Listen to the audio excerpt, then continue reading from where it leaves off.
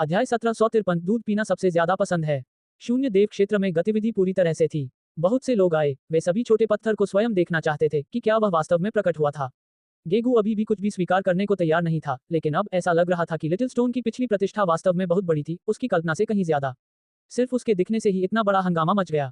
शेहाव स्वाभाविक रूप से रुकना नहीं चाहता था। वह अपने साथ गेगू को लेकर आया, एक चमक के साथ गायब हो गया, जल्दी से दूर चला गया। कुछ लोगों को छोड़कर किसी ने भी उसे नहीं देखा। हमें बेवकूफ बनाया गया है न? क्या शेहाव सचमुच दिखाई दिया? मैं उसे क्यों नहीं देख पा रहा हूँ? वह कहाँ है? मैं खुद लिटिल स्टोन की शक्ति देखने के लिए शून्य देव क्षेत्र में आया था।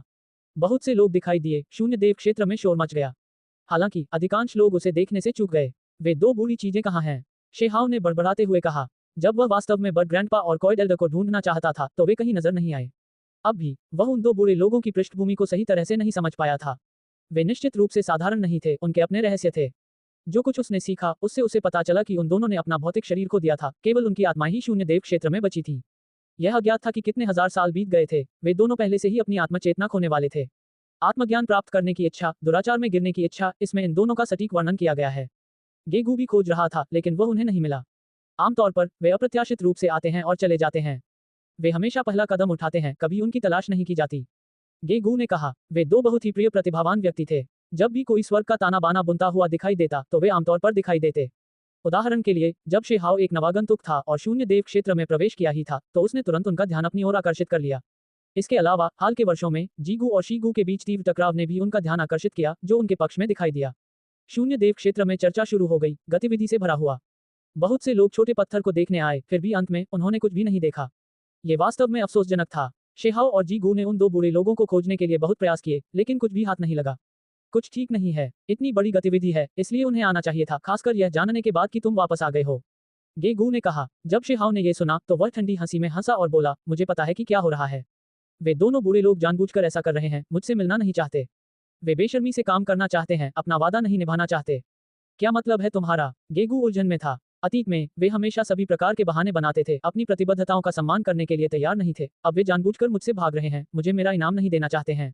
शेहाव ने कुछ सूंघते हुए कहा। तो फिर हम क्या कर सकते हैं? लाल ड्रैगन गेगू का चेहरा उतर गया। अब उसने शेहाव को पूरी तरह से स्वीकार कर लिया था। वह एक सच्चा ड्रैगन था, फिर भी वास्तव में अपने कबीले की गुप्त तकनीक नहीं जानता था। ये थोड़ा अपमानजनक था। उसे लगा कि अगर शेहाव वास्तव में उसे बेजोड़ गुप्त तकनीक सिखा सकता है, भले ही उसे अपना गुरु बनाना पड़े, तो यह ऐसा कुछ नहीं था जिसका वह मरते दम तक विरोध कर सके। एक ड्रैगन को इस हद तक मजबूर किया जाना, ये दर्शाता है कि वह कितना चिंतित था। अन्यथा यह इतिहास का सबसे अविश्वसनीय सच्चा ड्रैगन बन सकता है, साथ ही सबसे कमजोर सच्चा ड्रैगन भी बन सकता है, जो इतिहास की पुस्तकों में सचमुच हंसी का पात्र बन जाएगा। ये वे बातें थी जो सुनहरे शेर ने दबाव बढ़ाने के लिए चुपके से उसे कही थी। बेशक ये भी शेहाव द्वारा उकसाया गया था। उसे अपना शिष्य बनाने के लिए कौन दोषी ठहरा सकता है? यह आसान है, मैं इसे निपटा दूंगा और उन दो बूढ़े लोगों को पेश होने के लिए मजबूर करूंगा। हान, जब शेहाव ने एक वेदी देखी तो वह वहां चला गया और फिर एक गहरी सांस ली। एक मुट्ठी सीधे बाहर निकली। फिर वह आगे बढ़ता रहा, अपने रास्ते में आने वाली हर चीज को तोड़ता हुआ, पहाड़ों से नदियों तक और फिर महल के हॉल तक, अपने रास्ते में आने वाली हर चीज को तोड़ता हुआ। अंततः इससे भारी हंगामा मच गया। यह एक आध्यात्मिक दुनिया थी, जिसके बारे में अफवाह थी कि ये देवताओं द्वारा निर्मित दुनिया थी, जो व्यवस्था और प्राकृतिक नियमों से बनी थी। यह अत्यंत मजबूत था, एक आदर्श दुनिया की तरह। हालांकि इस कठोरता की भी एक सीमा थी। जब शेहाव की शक्ति सीमा से अधिक होती तो ये प्राकृतिक नियम नष्ट हो जाते और कुचले जा सकते थे। उस समय जब उन्होंने रिकॉर्ड तोड़े थे, उन्होंने ठीक इसी प्रकार का काम किया था। हे भगवान, वह कौन है? क्या वह पागल हो गया है? क्या वह शून्य देव क्षेत्र को पूरी तरह से बर्बाद करने जा रहा है? आसपास के लोग हैरान रह गए। उन्होंने देखा कि वह व्यक्ति जहां भी जाता, शून्य ढह जाता, मानो दुनियाएं नष्ट हो रही हों, जिससे शून्य देव क्षेत्र की स्थिरता प्रभावित होती। फिर कई स्थानों पर स्तंभ दिखाई दिए, रिकॉर्ड स्तंभ। मुट्ठी की ताकत में नंबर 1। इस समय सभी अलग अलग क्षेत्रों में हर कोई चिंता में चिल्लाने से खुद को रोक नहीं सका। किसी ने एक रिकॉर्ड तोड़ दिया, और वह भी एक विश्व चौंकाने वाला रिकॉर्ड। ये वास्तव में मुट्ठी की ताकत थी जिसने सभी युगों के सभी कुलों के विशेषज्ञों की अनदेखी करते हुए वर्तमान दुनिया पर अत्याचार किया। यह कोई सामान्य रिकॉर्ड नहीं था, क्योंकि मुट्ठी की ताकत एक निश्चित दृष्टिकोण से वास्तविक युद्ध शक्ति के करीब हो सकती है। नंबर 1 मुट्ठी की ताकत, भले ही उनकी लड़ने की ताकत नंबर 1 नहीं थी, लेकिन ये बहुत दूर नहीं थी। कई रिकॉर्ड थे, लेकिन कुछ ऐसे भी थे जो बेहद खास थे, जिनका वजन बहुत ज्यादा था। इसमें कोई शक नहीं कि नंबर 1 मुट्ठी की ताकत बहुत चौंकाने वाली थी, जिसने दुनिया को चौंका दिया। यहाँ तक कि गेगू भी हैरान रह गया। यह आदमी जो खुद को इसका मालिक बनाने की कोशिश करता रहा, वह बहुत क्रूर था, है न? ऐसा लग रहा था मानो उसका रिकॉर्ड तोड़ने का कोई इरादा ही नहीं था, बस बेतरतीब ढंग से चीजों को नष्ट कर रहा था। फिर भी यह शानदार उपलब्धि हासिल की गई। लाल रंग के ड्रैगन को थोड़ा चक्कर आ रहा था। उसने शानदार स्तंभ देखा। वहां न केवल अक्षर थे, बल्कि एक मुट्ठी भी थी जो शानदार दिव्य प्रकाश छोड़ती थी, जो स्वर्ग के गुंबद को रोशन कर रही थी। इससे ये सिद्ध हो गया कि उनकी मुट्ठी की ताकत बहुत अधिक थी, जो पिछले सभी रिकॉर्डों से कहीं अधिक थी। हर कोई हिल गया, कुछ क्षणों के लिए तो उन्हें बोलने में भी कठिनाई हुई, वे स्तब्ध से हो गए। इसके तुरंत बाद सभी ने स्तंभ के नीचे लिखे नाम पर ध्यान दिया। रिकॉर्ड तोड़ने वाला कौन था? सभी को लगा कि शायद यही वह व्यक्ति था। छोटा पत्थर वापस आ गया, और कौन हो सकता है? जब कोई व्यक्ति यह नाम देखता तो वह जो पी रहा था उसे उगल देता। यहाँ तक कि कुछ अलग थलग और संकोची युवतियों के चेहरे पर भी अजीब भाव थे। वे सचमुच खुद को रोक नहीं पा रही थी। वे सभी अपना मुंह बंद किए हुए थी और तब तक हंस रही थी जब तक कि उनके शरीर आगे पीछे नहीं हिलने लगे। हाँ, जहाँ तक पुरुषों का सवाल है, वे और भी खुलकर हंसे। ये सचमुच वही है। हाँ, अभी भी यही नाम है। अगर यह अभी नहीं दिखता तो मैं लगभग भूल ही गया होता। ... सभी लोग जोर से हंसने लगे। सबको पहले से ही यकीन था कि यह लिटिल स्टोन द्वारा किया गया था, वह वापस लौट आया। हालांकि जो नाम पीछे छूट गया वह शेहाव नहीं था, बल्कि एक लंबा अजीब नाम था, दूध पीना सबसे ज्यादा पसंद है। दूसरों की तो बात ही छोड़िए, यहाँ तक कि शेहाव के पीछे पीछे चल रहे गेगू भी खुद को रोक नहीं पाए और तुरंत ही अपनी लार टपकाने लगे और इतना हंसने लगे कि उनका शरीर झुक गया और उनका छोटा सा चेहरा हंसी से लाल हो गया। शेहाव के चेहरे पर काली रेखाएं छा गईं, जिससे वह घृणा से देखने लगा। अभी उसे वास्तव में ऐसा लग रहा था कि किसी की गरिमा उसके अतीत से सुरक्षित नहीं है, कि उसकी सारी प्रतिष्ठा खो गई है। उस समय वह अभी भी एक बच्चा था, अनुशासनहीन और बेकाबू, जो चाहे कर सकता था। उस समय उसने दूध पीना भी पूरी तरह से बंद नहीं किया था। रिकॉर्ड तोड़ते समय उसने ये नाम पीछे छोड़ दिया। इस प्रकार शून्य देव क्षेत्र ने उन्हें इसी रूप में याद किया और यह नाम इस क्षेत्र में उनका पद बन गया। परिणामस्वरूप जब भी वे सचमुच कोई रिकॉर्ड तोड़ना चाहते थे, कोई प्रतिमा बनाना चाहते थे, तो ये नाम सामने आता था। इतने साल बीत जाने के बाद वह एक बच्चे से परिपक्व हो चुका था। अब वह अपने 20वें दशक में एक युवा व्यक्ति था, अपने स्वर्णिम युग में। हालांकि ये वास्तव में अभी भी वही नाम था। हालांकि शेहाव की त्वचा बहुत मोटी थी, फिर भी उसे अभी भी अपना चेहरा जलता हुआ महसूस हो रहा था। इससे उसकी वीरता और निर्णायकता में कमी आई। दूध पीना सबसे ज्यादा पसंद है, ये कितना शर्मनाक नाम था। वह सच में भागना चाहता था। हालांकि जिस शिष्य का नाम उन्होंने पहले ही चुन लिया था, उसके सामने तथा सबके सामने ये नाम पुनः प्रज्वलित हो गया तथा सभी को इसके बारे में पता चल गया। ऐसा इसलिए था क्योंकि वह स्तंभ सभी जगहों पर दिखाई देता था और आकाश के नीचे सभी को सूचित करता था। हर कोई इसके बारे में जानता था। शेहाव वास्तव में इस स्तंभ को टुकड़े टुकड़े कर देना चाहता था, इसके अस्तित्व के सभी निशानों को मिटा देना चाहता था और फिर भाग जाना चाहता था। धिक्कार! उसने तुरंत अपने विचारों को कार्य रूप में परिणत किया और अपने सामने रखे रिकॉर्ड को एक मुट्ठी से तोड़कर टुकड़े टुकड़े कर दिया। इससे गेगू के चेहरे का भाव बदल गया। ये शेहाव की मुट्ठी की ताकत को साबित करने के लिए पर्याप्त था। अन्यथा रिकॉर्ड स्टील को कैसे तोड़ा जा सकता था? आमतौर पर यह असंभव था। हालांकि जिस बात ने शेहाव को हैरान कर दिया वह ये थी कि यह स्तंभ टूट गया, लेकिन तुरंत बाद एक और स्तंभ प्रकट हुआ, जिस पर एक नया रिकॉर्ड था। यह अभी भी मुट्ठी की ताकत से संबंधित था। उसी क्षण उन्होंने अपनी मुट्ठी की ताकत का रिकॉर्ड तोड़ दिया। उस पर अभी भी दूध पीना सबसे अधिक पसंद है नाम अंकित था, जो बहुत ही प्रभावशाली था। कई लोग अपनी हंसी रोक नहीं सके। ऐसा इसलिए हुआ क्योंकि उसमें साफ साफ लिखा था कि शर्म और अपमान के कारण उसने रिकॉर्डिंग स्टील को नष्ट कर दिया, जिसके लिए उसे सजा मिलनी चाहिए। हालांकि उसी समय उसने एक और रिकॉर्ड तोड़ दिया। शेहाव सचमुच बेहोश होने वाला था। ये भी कोई चीज थी। उसका चेहरा बहुत उदास था। ये बहुत शर्मनाक था। हाँ, ये वास्तव में लिटिल स्टोन है। हे, उसका स्टाइल अभी भी पहले जैसा ही है, अनुशासनहीन और बेकाबू, अभी भी सभी निशान मिटाने की कोशिश कर रहा है, केवल उस शीर्षक को और भी प्रमुख बनाने के लिए। हाँ, मुझे लगता है कि उसे अभी बहुत पछतावा हो रहा है। उस समय जब उसने ये नाम तय किया था तो यह वाकई बहुत अपमानजनक था। बहुत से लोग हंस रहे थे और साथ ही उसकी विपत्ति पर आनंद भी ले रहे थे। छोटे पत्थर को कष्ट सहते और पागल होते देखना ऐसी बात थी जिससे कई लोगों को आनंद आया। जबकि शेहाव का चेहरा काला पड़ गया था, उसने अंततः बर्ड ग्रैंडपा और कॉयनेल्ड को देखा, दोनों एक साथ दिखाई दिए। अध्याय 1754 शून्य देव क्षेत्र की सीमाएं। अरे बदमाश, वापस आते ही शून्य देव क्षेत्र को तोड़कर क्या तुम विद्रोह करने की कोशिश कर रहे हो? हमें तुम्हें सजा देनी चाहिए, न कि रिकॉर्ड तोड़ने से मिलने वाले इनामों में से कुछ देना चाहिए। सिक्का दादाजी ने धमकी दी। क्या सजा? मैं पैसे वापस मांगने आया हूँ। आप सभी ने इतने सालों पहले की एक अनमोल तकनीक का वादा कभी पूरा नहीं किया। शेहाव आगे बढ़ा। हालांकि दोनों बूढ़े लोगों की चमड़ी मोटी थी, फिर भी उन्हें इसे जारी रखना थोड़ा मुश्किल लगा, क्योंकि वे वास्तव में इतने ईमानदार नहीं थे। इतने सालों के बाद भी उन्होंने अपनी प्रतिबद्धता का सम्मान नहीं किया। आप सभी को पता होना चाहिए कि पिछली बार मैंने आत्मा क्षेत्र से नीचे उतरने के लिए संघर्ष किया था। तब शेहाव ने कहा, चलो पहले ये जगह छोड़ दें, हम रास्ते में बातें करेंगे। पक्षी दादाजी ने कहा, सौ। वे अपने मूल स्थानों से गायब हो गए और जल्दी से चले गए, क्योंकि बहुत से लोग जल्दी जल्दी वहां आ रहे थे और किसी को शेहाव के ठिकाने का पता चल गया था। बात को घुमाना बंद करो। मैंने पहले ही सभी कांसे के टुकड़े इकट्ठा कर लिए हैं, बस वह स्वर्गीय पुस्तक बची है जिसका वादा तुम सभी ने किया था। शेहाव ने उन्हें तिरस्कार भरी नजर से देखा। यह स्थान अत्यंत उजाड़ था, लेकिन साथ ही यह असाधारण भी था। चारों ओर से अराजक ऊर्जा उमड़ रही थी। ऐसा नहीं है कि हम तुम्हें यह नहीं देना चाहते, बल्कि यह थोड़ा मुश्किल है, पक्षी दादाजी ने कहा। उनकी निगाहें थोड़ी खोई हुई थी, उनके कंधे पर बैठी चिड़िया भी हैरान थी, थोड़ी सी बेसुध। शेहाव ने उनकी तरफ देखा। इन दोनों की हालत बहुत अच्छी नहीं थी, यहाँ तक कि पक्षी को भी कुछ परेशानी हो रही थी।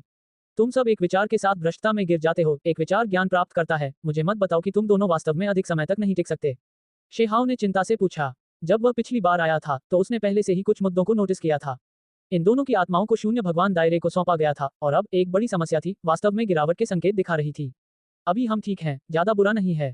कॉइन एल्डर ने अपनी दाढ़ी सहलाते हुए कहा, क्या ये ड्रैगन तुम्हारे द्वारा वश में किया गया था? कॉइन एल्डर ने पूछा। लाल ड्रैगन तुरंत नाराज हो गया, अपनी आंखें घुमाते हुए उन दोनों को घूरने लगा। हालांकि वह जानता था कि वे शून्य देव क्षेत्र के नियंत्रक हो सकते हैं, फिर भी वह बेहद असंतुष्ट था। यह मेरा शिष्य है, भविष्य में इसे मेरी कुछ शिक्षाएं विरासत में मिलेंगी। शी हाओ ने उत्तर दिया। तुम इतनी कम उम्र में ही शिष्य बना रहे हो, कॉइन एल्डर ने मुस्कुराते हुए कहा। हालांकि उन्हें लगा कि शेहाओ के शिष्य के रूप में सेवा करने वाला ये लाल ड्रैगन अभी भी काफी उपयुक्त था। मैं अमरता भंग करने वाले अभिशाप से पीड़ित हूँ, शायद मेरे पास ज्यादा समय नहीं बचा है। मुझे अपने पीछे एक शिष्य छोड़ना है, तुम्हें पता है। शेहाओ ने दर्द का बहाना किया। क्या? वे दोनों चौंक गए। वे तुरंत ही स्पष्ट हो गए, उनके हाव भाव अब विचलित नहीं थे, बल्कि वे चौंक गए थे। अमर का अभिशाप तोड़ना, यह क्या था? यहाँ तक कि सच्चे अमर भी बिना किसी अपवाद के अपंग हो जाएंगे, अत्यंत शक्तिशाली। क्या वरिष्ठों के पास इससे छुटकारा पाने का कोई तरीका है? शेहाओ ने विनम्रतापूर्वक मार्गदर्शन मांगा। ऐसा इसलिए था क्योंकि उस जीवन प्रतिबंधित क्षेत्र में रहते हुए उसने उस सफेद वस्त्रधारी व्यक्ति से पूछा था कि इस अभिशाप से कैसे छुटकारा पाया जाए। कम से कम प्रतिबंधित क्षेत्र के स्वामी ने इससे छुटकारा पाने का कोई तरीका कभी नहीं सुना था, वह केवल इसका सामना ही कर सकता था। हालांकि यह अफवाह थी कि अमर राजाओं के अलावा शाप से पीड़ित सभी लोग अपंग हो गए थे, ये केवल समय की बात थी। उस समय शेहाओ थोड़ा स्तब्ध रह गया था। वास्तव में इसका कोई इलाज नहीं था। प्रतिबंधित क्षेत्र के स्वामी ने बहुत ही स्पष्ट रूप से कहा कि यही कारण है कि इससे छुटकारा पाने का कोई तरीका नहीं है, इसलिए उसे शेहाओ का परीक्षण करने के लिए इसका उपयोग करना चाहिए। केवल चमत्कारिक रूप से अंत में इसे पार करके अपंग न होकर उसके इतिहास के सबसे शक्तिशाली स्वमुक्ति क्षेत्र साधक बनने का मौका था। उस समय शेहाओ ने एक कड़वी मुस्कान बिखेरी। इतिहास के सबसे मजबूत सेल्फ रिलीज रियल साधक होने का क्या मतलब था? यहाँ तक कि सच्चे अमर भी अंत में अपंग हो गए। बेशक वह समझ गया कि प्रतिबंधित क्षेत्र के स्वामी का क्या मतलब था। ऐसा इसलिए था क्योंकि दूसरे पक्ष ने बहुत कुछ अनुभव किया था, बहुत सारी कठिनाइयों को देखा था। अब उसे किसी ऐसे व्यक्ति की जरूरत थी जो अन्य सभी विशेषज्ञों से आगे हो, कम से कम कोई ऐसा व्यक्ति जो उससे प्रतिबंधित क्षेत्र के स्वामी से आगे हो। अन्यथा आगे कोई भी पालन पोषण बेकार था। शेहाओ पिछले 8 सच्चे अमर लोगों की तरह ही होगा, जो अंत में मर जाएंगे। प्रतिबंधित क्षेत्र के स्वामी को जिन शत्रुओं और परिस्थितियों का सामना करना पड़ा, वे अत्यंत भयानक हो सकते थे, अन्यथा वह स्वयं नहीं मरता। शीहाओ को पता था कि सफेद कपड़े वाला आदमी बांध के दूसरी ओर जाना चाहता था, आगे बढ़ना चाहता था, लेकिन वह खून से लथपथ होकर वापस लौटा और कुछ ही देर बाद मर गया। इस प्रकार के व्यक्ति को जिस उत्तराधिकारी की आवश्यकता थी, वह स्वाभाविक रूप से अतीत के सभी लोगों से बढ़कर था, जो सबसे शक्तिशाली बनने के लिए आवश्यक था। अमर अभिशाप को तोड़ते हुए इसने अमर दाव स्तर के अस्तित्व की खेती को छिन्न भिन्न कर दिया, जिसे उस सफेद कपड़े वाले व्यक्ति द्वारा भी एक परीक्षण पत्थर के रूप में देखा गया, जो यह आकलन करने में सक्षम था कि क्या शेहाओ के पास वास्तव में स्वर्ग को चुनौती देने वाली शक्ति है। शेहाओ केवल आहें भर सकता था। इस प्रकार का परीक्षण वास्तव में बहुत कठिन था। यही कारण था कि जब उसने बर्ड ग्रैंडपा और कॉइन एल्डर को देखा तो उसने इस तरह मार्गदर्शन मांगा। ये वास्तव में मरे हुए घोड़े को दवा देने से अलग नहीं था। हमने जिस युग का अनुभव किया है वह ऐसा होना चाहिए। हमने अमरता को तोड़ने वाले अभिशाप के बारे में सुना है, लेकिन हमारे पास बहुत गहरी छाप नहीं है। ऐसा लगता है कि इसका कोई इलाज नहीं है, कॉइन एल्डर ने कहा। शीहाओ को पहले से ही पता था कि उनके साथ कुछ गड़बड़ है और वे अपने अतीत की कुछ बातें भूल चुके हैं। अब आपसे कुछ भी छिपाने का कोई मतलब नहीं है। हम घायल हो गए थे, इसके अलावा हम कुछ चीजों की रखवाली कर रहे थे, जिसकी वजह से हमारी स्थिति खराब होती जा रही है, कॉइन एल्डर ने कहा। उन्होंने स्वीकार किया कि वह अक्सर कुछ चीजें भूल जाते थे और यह इसी से संबंधित था। तुम दोनों किसकी रखवाली कर रहे हो? शीहाओ चौंक गया। चलो, अब हम तुम्हारी कीमती तकनीक लेकर आते हैं, लेकिन ये तुम पर निर्भर करेगा कि तुम उसे हासिल कर पाते हो या नहीं। साथ ही तुम खुद देख पाओगे कि हम तुम्हारे लिए क्या दबा रहे हैं, पक्षी दादाजी ने कहा। शेहाओ का दिमाग उछल पड़ा। वह जानता था कि वह शून्य देव क्षेत्र की छिपी हुई घटनाओं को छूने वाला था, संभवतः इसका सबसे बड़ा रहस्य। लाल रंग का ड्रैगन बहुत घबराया हुआ था। ऐसा इसलिए था क्योंकि कभी कभी वे उसकी ओर पीट करके बोलते थे, चुपके से आवाज भेजते थे, उसे सुनने नहीं देते थे। कुछ कम महत्वपूर्ण बातें भी थी जो वह सुन सकता था। वे एक ऐसे मार्ग पर चले जो बादलों के बीच से होकर आकाश में जाता था, एक प्राचीन मार्ग से होते हुए आदिम अराजकता के एक असीम क्षेत्र में जाता था। शून्य में एक नीले पत्थर का रास्ता फैला हुआ था। शेहाओ और अन्य लोग उसके अंत तक चले गए। वे एक विशाल प्राचीन महल और साथ ही एक जेल में पहुंचे। ये कैसी जगह है? वह संदेह से भरा हुआ था। इसमें कोई संदेह नहीं कि यह शून्य देव क्षेत्र के भीतर एक ऐसी जगह थी जिसके बारे में कभी बाहरी लोगों को पता नहीं चला था।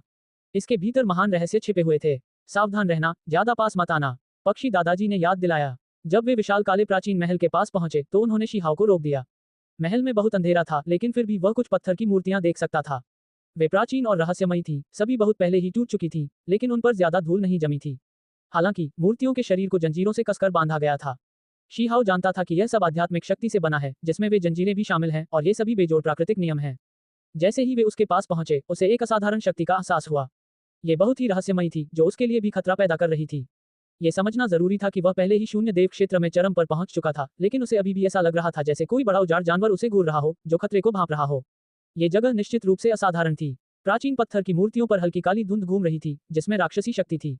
तुम सब उनकी वजह से भ्रष्टता में गिर रहे हो, शेहाओ ने आश्चर्य से पक्षी दादाजी से पूछा। इसके और भी कारण हैं, पक्षी दादाजी ने कहा। यह बहुत बड़ा झटका था। ये मूर्तियां इतनी डरावनी थीं। शेहाओ ने देखा, इस महल के बाहर एक बड़ी जेल थी, जिसके अंदर बेहद विचित्र वेदियां थीं। इनमें से हर एक वेदिका में एक सीलबंद बर्तन था जिसमें खून के निशान थे। बर्तनों को सील करने के लिए वेदियों को उधार लिया गया था। रक्त अज्ञात था कि क्या ये सील करने के लिए आवश्यक था या ये बर्तनों से बह निकला था। वहां कई दर्जन वेदियां थीं, कई दर्जन बर्तन थे। ये जहाज राक्षसी शक्ति युक्त काली धुंध भी छोड़ रहे थे। शेहाव ने भौहें सिकोड़ी। इस तरह की काली धुंध थोड़ी जानी पहचानी थी, जो अशुभ और अमंगलकारी थी। ये ठीक वैसी ही भयावह काली धुंध थी जिसका सामना महान बुजुर्ग मेंग तियांजिंग ने अपने अमर स्वर्गारोहण के अंतिम चरण में किया था। तुम जिस कीमती तकनीक को चाहते हो वह वहां दबा दी गई है। मुझे डर है कि तुम वहां जाकर उसे जब्त नहीं कर पाओगे। पक्षी दादाजी ने कहा। वहां 2 अस्थि पुस्तकें थीं, एक काली महल में, एक जेल में। अध्याय 1755 योग्य प्रतिद्वंद्वी। ये कैसी अनमोल तकनीक है? शी हाव ने पूछा। इस दुनिया में एक बेजोड़ तकनीक, साथ ही वह अनमोल तकनीक जिसकी आपको सबसे ज्यादा जरूरत है। कॉइन एल्डर ने कहा। शेहाव ने इसका बेसब्री से इंतजार किया, उसकी आंखें इच्छा से जलने लगीं। वे दोनों हड्डियां असाधारण थीं। वे साधारण दिख रही थीं, लेकिन रहस्यमयी चरित्र हल्के फुल्के दिखाई दे रहे थे, जो अमर ऊर्जा जारी कर रहे थे। ऐसा लगता है कि यह मेरे कबीले की कीमती तकनीक नहीं है। लाल ड्रैगन ने थोड़ा आशंकित और थोड़ा निराश होकर कहा। शेहाव के तर्कसंगत शब्दों के तहत उसने पहले से ही अपना सिर थोड़ा नीचे कर लिया, शायद उसे अपना स्वामी मान ले। ऐसा इसलिए था क्योंकि वह वास्तव में एक सच्चा ड्रैगन बनना चाहता था जो अपने कबीले की बेजोड़ कीमती तकनीक जानता हो। हालांकि शून्य देव क्षेत्र में पहुंचने के बाद उसे पता चला कि ये सभी सपने शायद कुछ भी नहीं थे। सच्ची फीनिक्स कीमती तकनीक, पक्षी दादाजी ने कहा। उसने आह भरी। इस प्रकार की चमत्कारिक तकनीक में अनंत शक्ति थी। इसके अलावा आग के माध्यम से पुनर्जन्म की अनुमति थी, जो शेहाव के लिए सबसे उपयुक्त थी। उन 2 हड्डियों में से एक काले महल के हॉल में थी, दूसरी जेल में चुपचाप तैर रही थी। ये फीनिक्स हड्डियां थीं। अधिक सटीकता से कहें तो इनका निर्माण फीनिक्स की हड्डियों के पाठों को आपस में गुंथने से हुआ था, जिनमें स्वाभाविक रूप से सबसे अधिक शक्ति थी, तथा जो यहाँ की काली धुंध को शुद्ध करती थी। आपके पास इसे बाहर ले जाने का कोई रास्ता नहीं है, आप केवल यहीं इसका अध्ययन कर सकते हैं। हालांकि यह अभी भी बेहद खतरनाक है, इसके परिणामस्वरूप आप भ्रष्टता में पड़ सकते हैं। सिक्का एल्डर ने चेतावनी दी, उसकी अभिव्यक्ति गंभीर थी। मैं तो अमरता को तोड़ने वाले अभिशाप से भी पीड़ित हूँ, फिर किस काली धुंध से डरना है? मैं आखिर कितनी दूर तक गिर सकता हूँ? शेहाव को कोई डर नहीं लगा। अमर शाप तोड़ने से सिर्फ तुम्हारी साधना कमजोर होगी, लेकिन इससे तुम्हारा दिमाग प्रभावित होगा, तुम अंधकार में गिर जाओगे। पक्षी दादाजी की अभिव्यक्ति बहुत गंभीर थी। उन्होंने एक लंबी सांस छोड़ी। बेशक सबसे खतरनाक चीज सिर्फ यहीं तक सीमित नहीं थी। चाहे वो पत्थर की मूर्तियां हो या सीलबंद बर्तन, वे सभी बेहद डरावने थे। पक्षी दादा ने उसे सावधान रहने की चेतावनी दी। ऐसा इसलिए था क्योंकि उन्होंने पहले ही देख लिया था कि शेहाव ने सच्ची फीनिक्स कीमती तकनीक प्राप्त करने की इच्छा से आगे बढ़ने का संकल्प लिया था। शेहाव निश्चित रूप से इस अवसर को नहीं छोड़ेगा। यह शातिर 10 में से एक की सबसे बड़ी दिव्य क्षमता थी। वह खजाने को खाली हाथ कैसे छोड़ सकता था? यह विशेष रूप से तब था जब यह फीनिक्स सीक्रेट तकनीक कुछ ऐसी चीज थी जिसमें वह बेहद दिलचस्पी रखता था। इसकी शक्तिशाली आक्रामक शक्ति के अलावा अमर शरीर भी कुछ ऐसा था जिसकी उसे लालसा थी।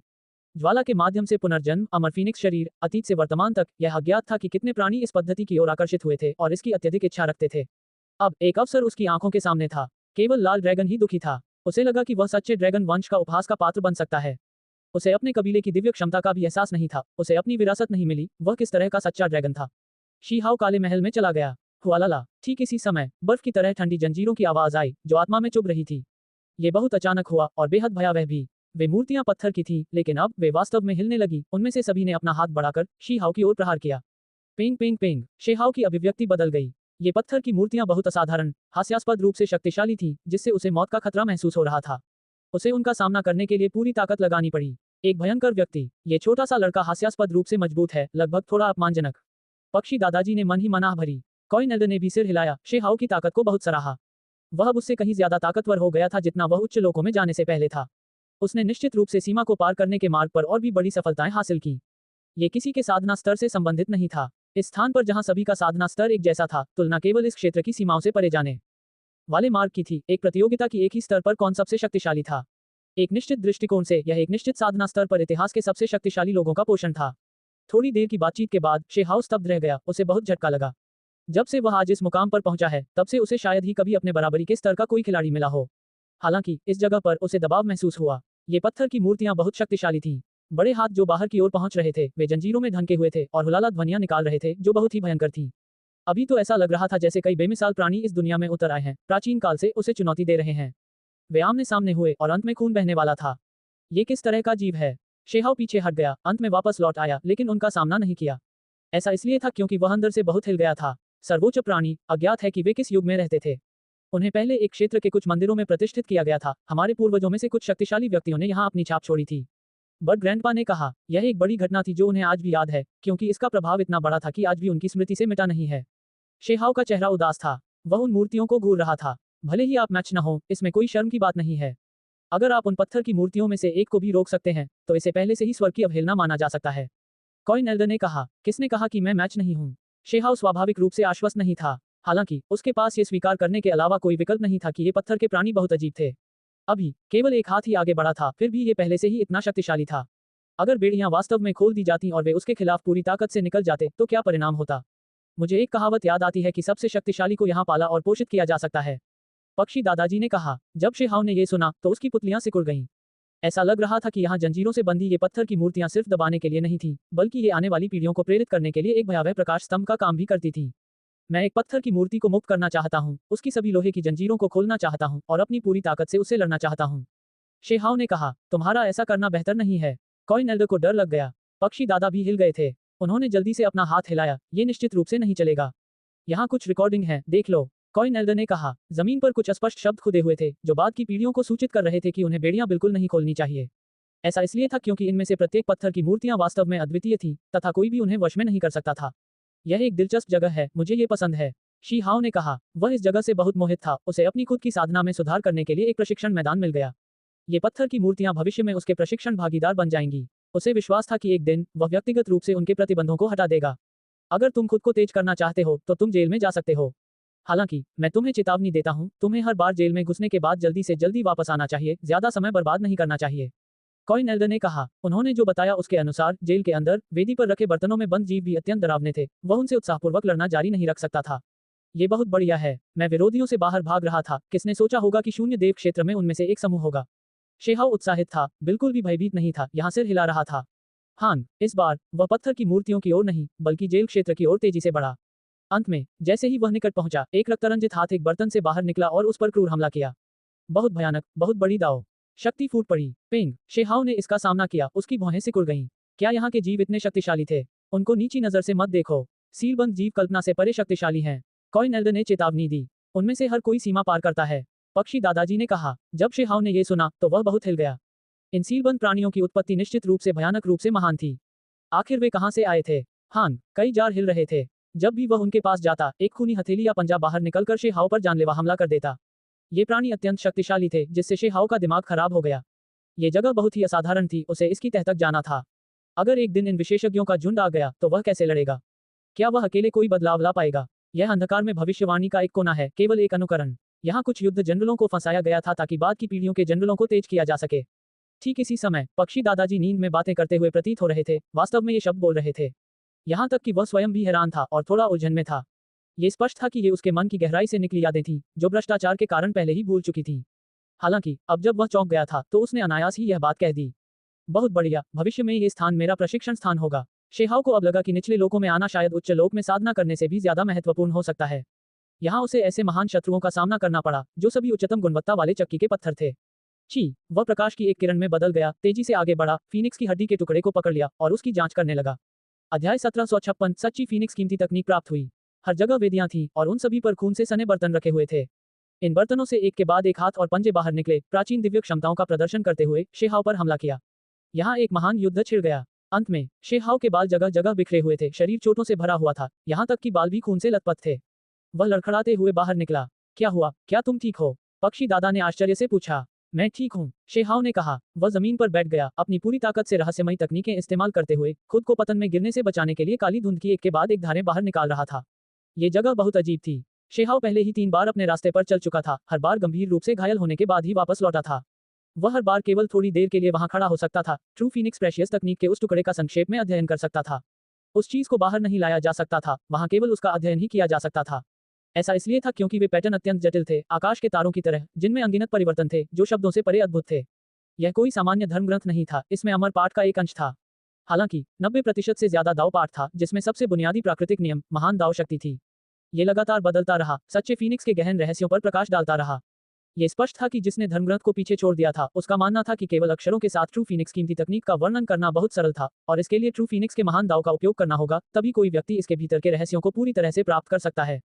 हालांकि अगर ऐसा हुआ तो सामान्य लोगों के लिए यह निश्चित रूप से बहुत बड़ी कठिनाई होगी। ये फीनिक्स वंश की गुप्त तकनीक थी, अन्य प्राणियों के लिए इसे समझना मुश्किल था।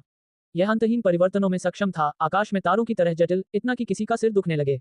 इसे समझने और अनुभव करने के लिए समय की आवश्यकता थी, जैसे कि यह एक अंतहीन गहन दिव्य पाठ हो। शेहाव ने 3 बार अंदर बाहर जाकर वध किया, हर बार एक पल के लिए ट्रू फीनिक्स प्रेशियस तकनीक को महसूस करने में सक्षम था।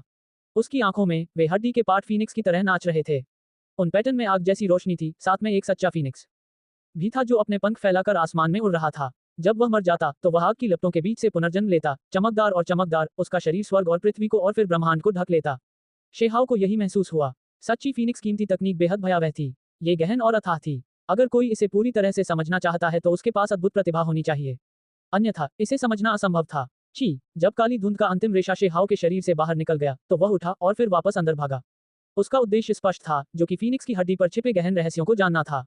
होंगलोंग, यहाँ एक बार फिर से भयंकर युद्ध छिड़ गया। शेहाव महल के हॉल से होते हुए जेल में घुस गया, फीनिक्स सीक्रेट तकनीक का अध्ययन करते हुए जमकर लड़ाई की। लाल ड्रैगन गेगू चुप हो गया। वह अंदर ही अंदर आहें भरने से खुद को नहीं रोक सका। हुआंग बहुत ताकतवर था, उससे भी ज्यादा दुर्जय। इससे पहले वह हार स्वीकार करने के लिए तैयार नहीं था। उसका मानना था कि अगर वे एक ही साधना क्षेत्र में लड़े तो हुआंग शायद उसका प्रतिद्वंद्वी नहीं होगा। यहाँ तक कि जब वह शीगू के खिलाफ एक भीषण लड़ाई लड़ रहा था तब भी शेहाव ने सीधे हमला किया और उन दोनों को रोक दिया। उस समय वह उस परिणाम को स्वीकार नहीं कर सका, उसे लगा कि वह बहुत लापरवाह था। हालांकि अब कई महान लड़ाइयों का अवलोकन करने के बाद ये पहले से ही निश्चित था कि हुआंग चरमपथ के शिखर पर पहुंच गया था, जिससे इस क्षेत्र में उसका बेजोड़ प्रभाव प्रकट हुआ। यह इस हद तक था कि यह भी संदेह था कि हुआंग इतिहास का सबसे शक्तिशाली आत्ममुक्ति क्षेत्र साधक हो सकता है।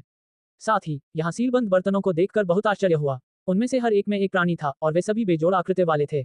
ये बहुत ही भयानक था। अगर उन्हें बाहर जाने दिया गया तो क्या होगा?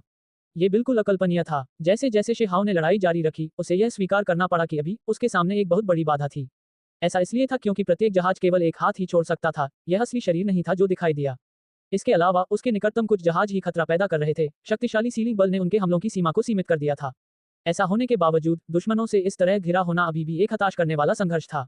सभी प्रकार की दिव्य क्षमताएं और प्राचीन तकनीकें उस पर उड़ गईं, जब तक कि उसका पूरा शरीर खून से लथपथ नहीं हो गया, जिससे वह बेहद दयनीय स्थिति में आ गया। हालांकि वह डरे नहीं। ये चौथी बार था जब वह वापस आया। उसने जमकर लड़ाई की और अपना आधा ध्यान फीनिक्स की हड्डी पर केंद्रित करते हुए उसका अध्ययन जारी रखा।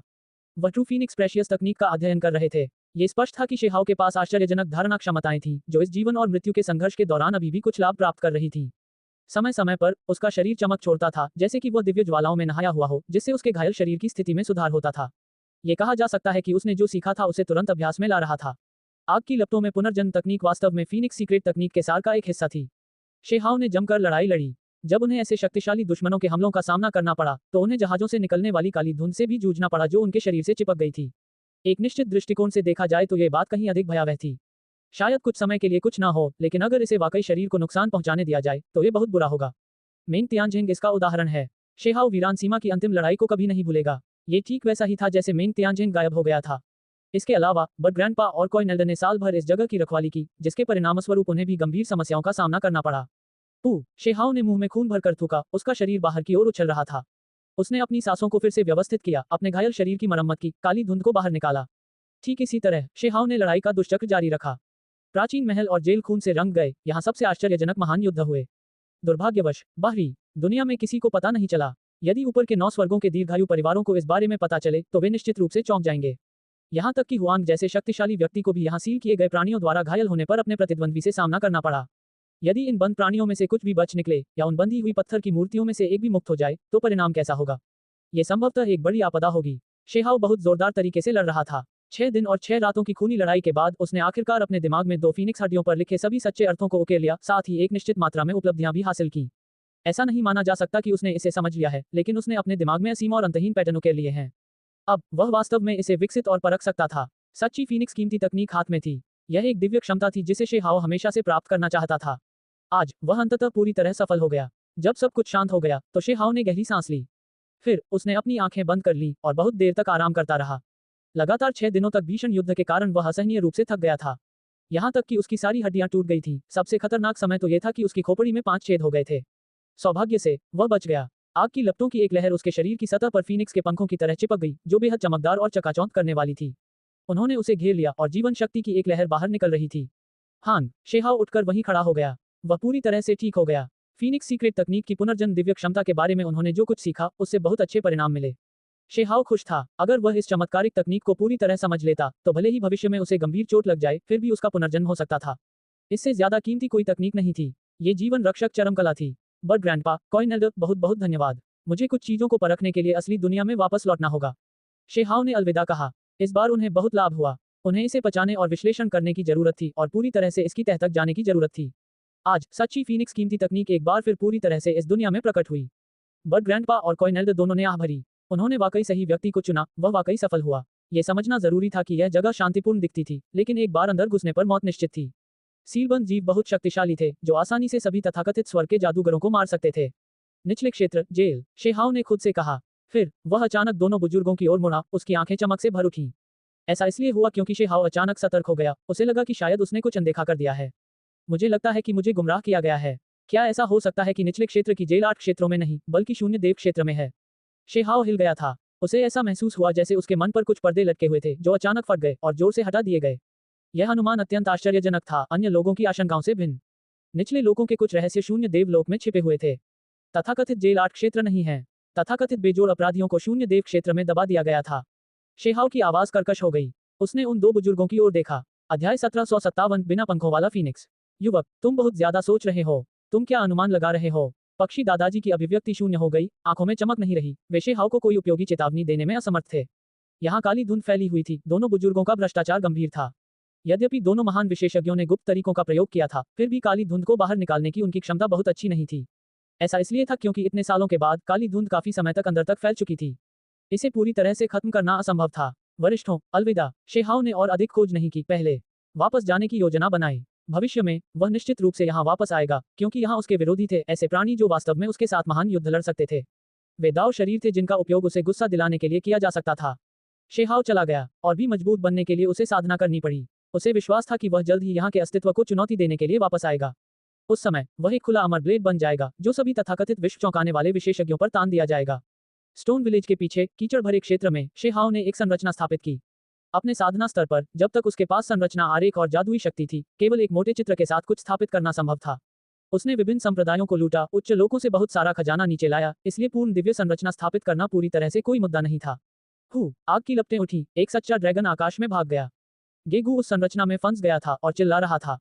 अभी भी काफी कमी है, शेहाव ने कहा। वह इस लाल अजगर को प्रशिक्षित कर रहा था, उसे दिव्य क्षमताएं सिखा रहा था, तथा वास्तव में उसे अपने शिष्य की तरह मान रहा था।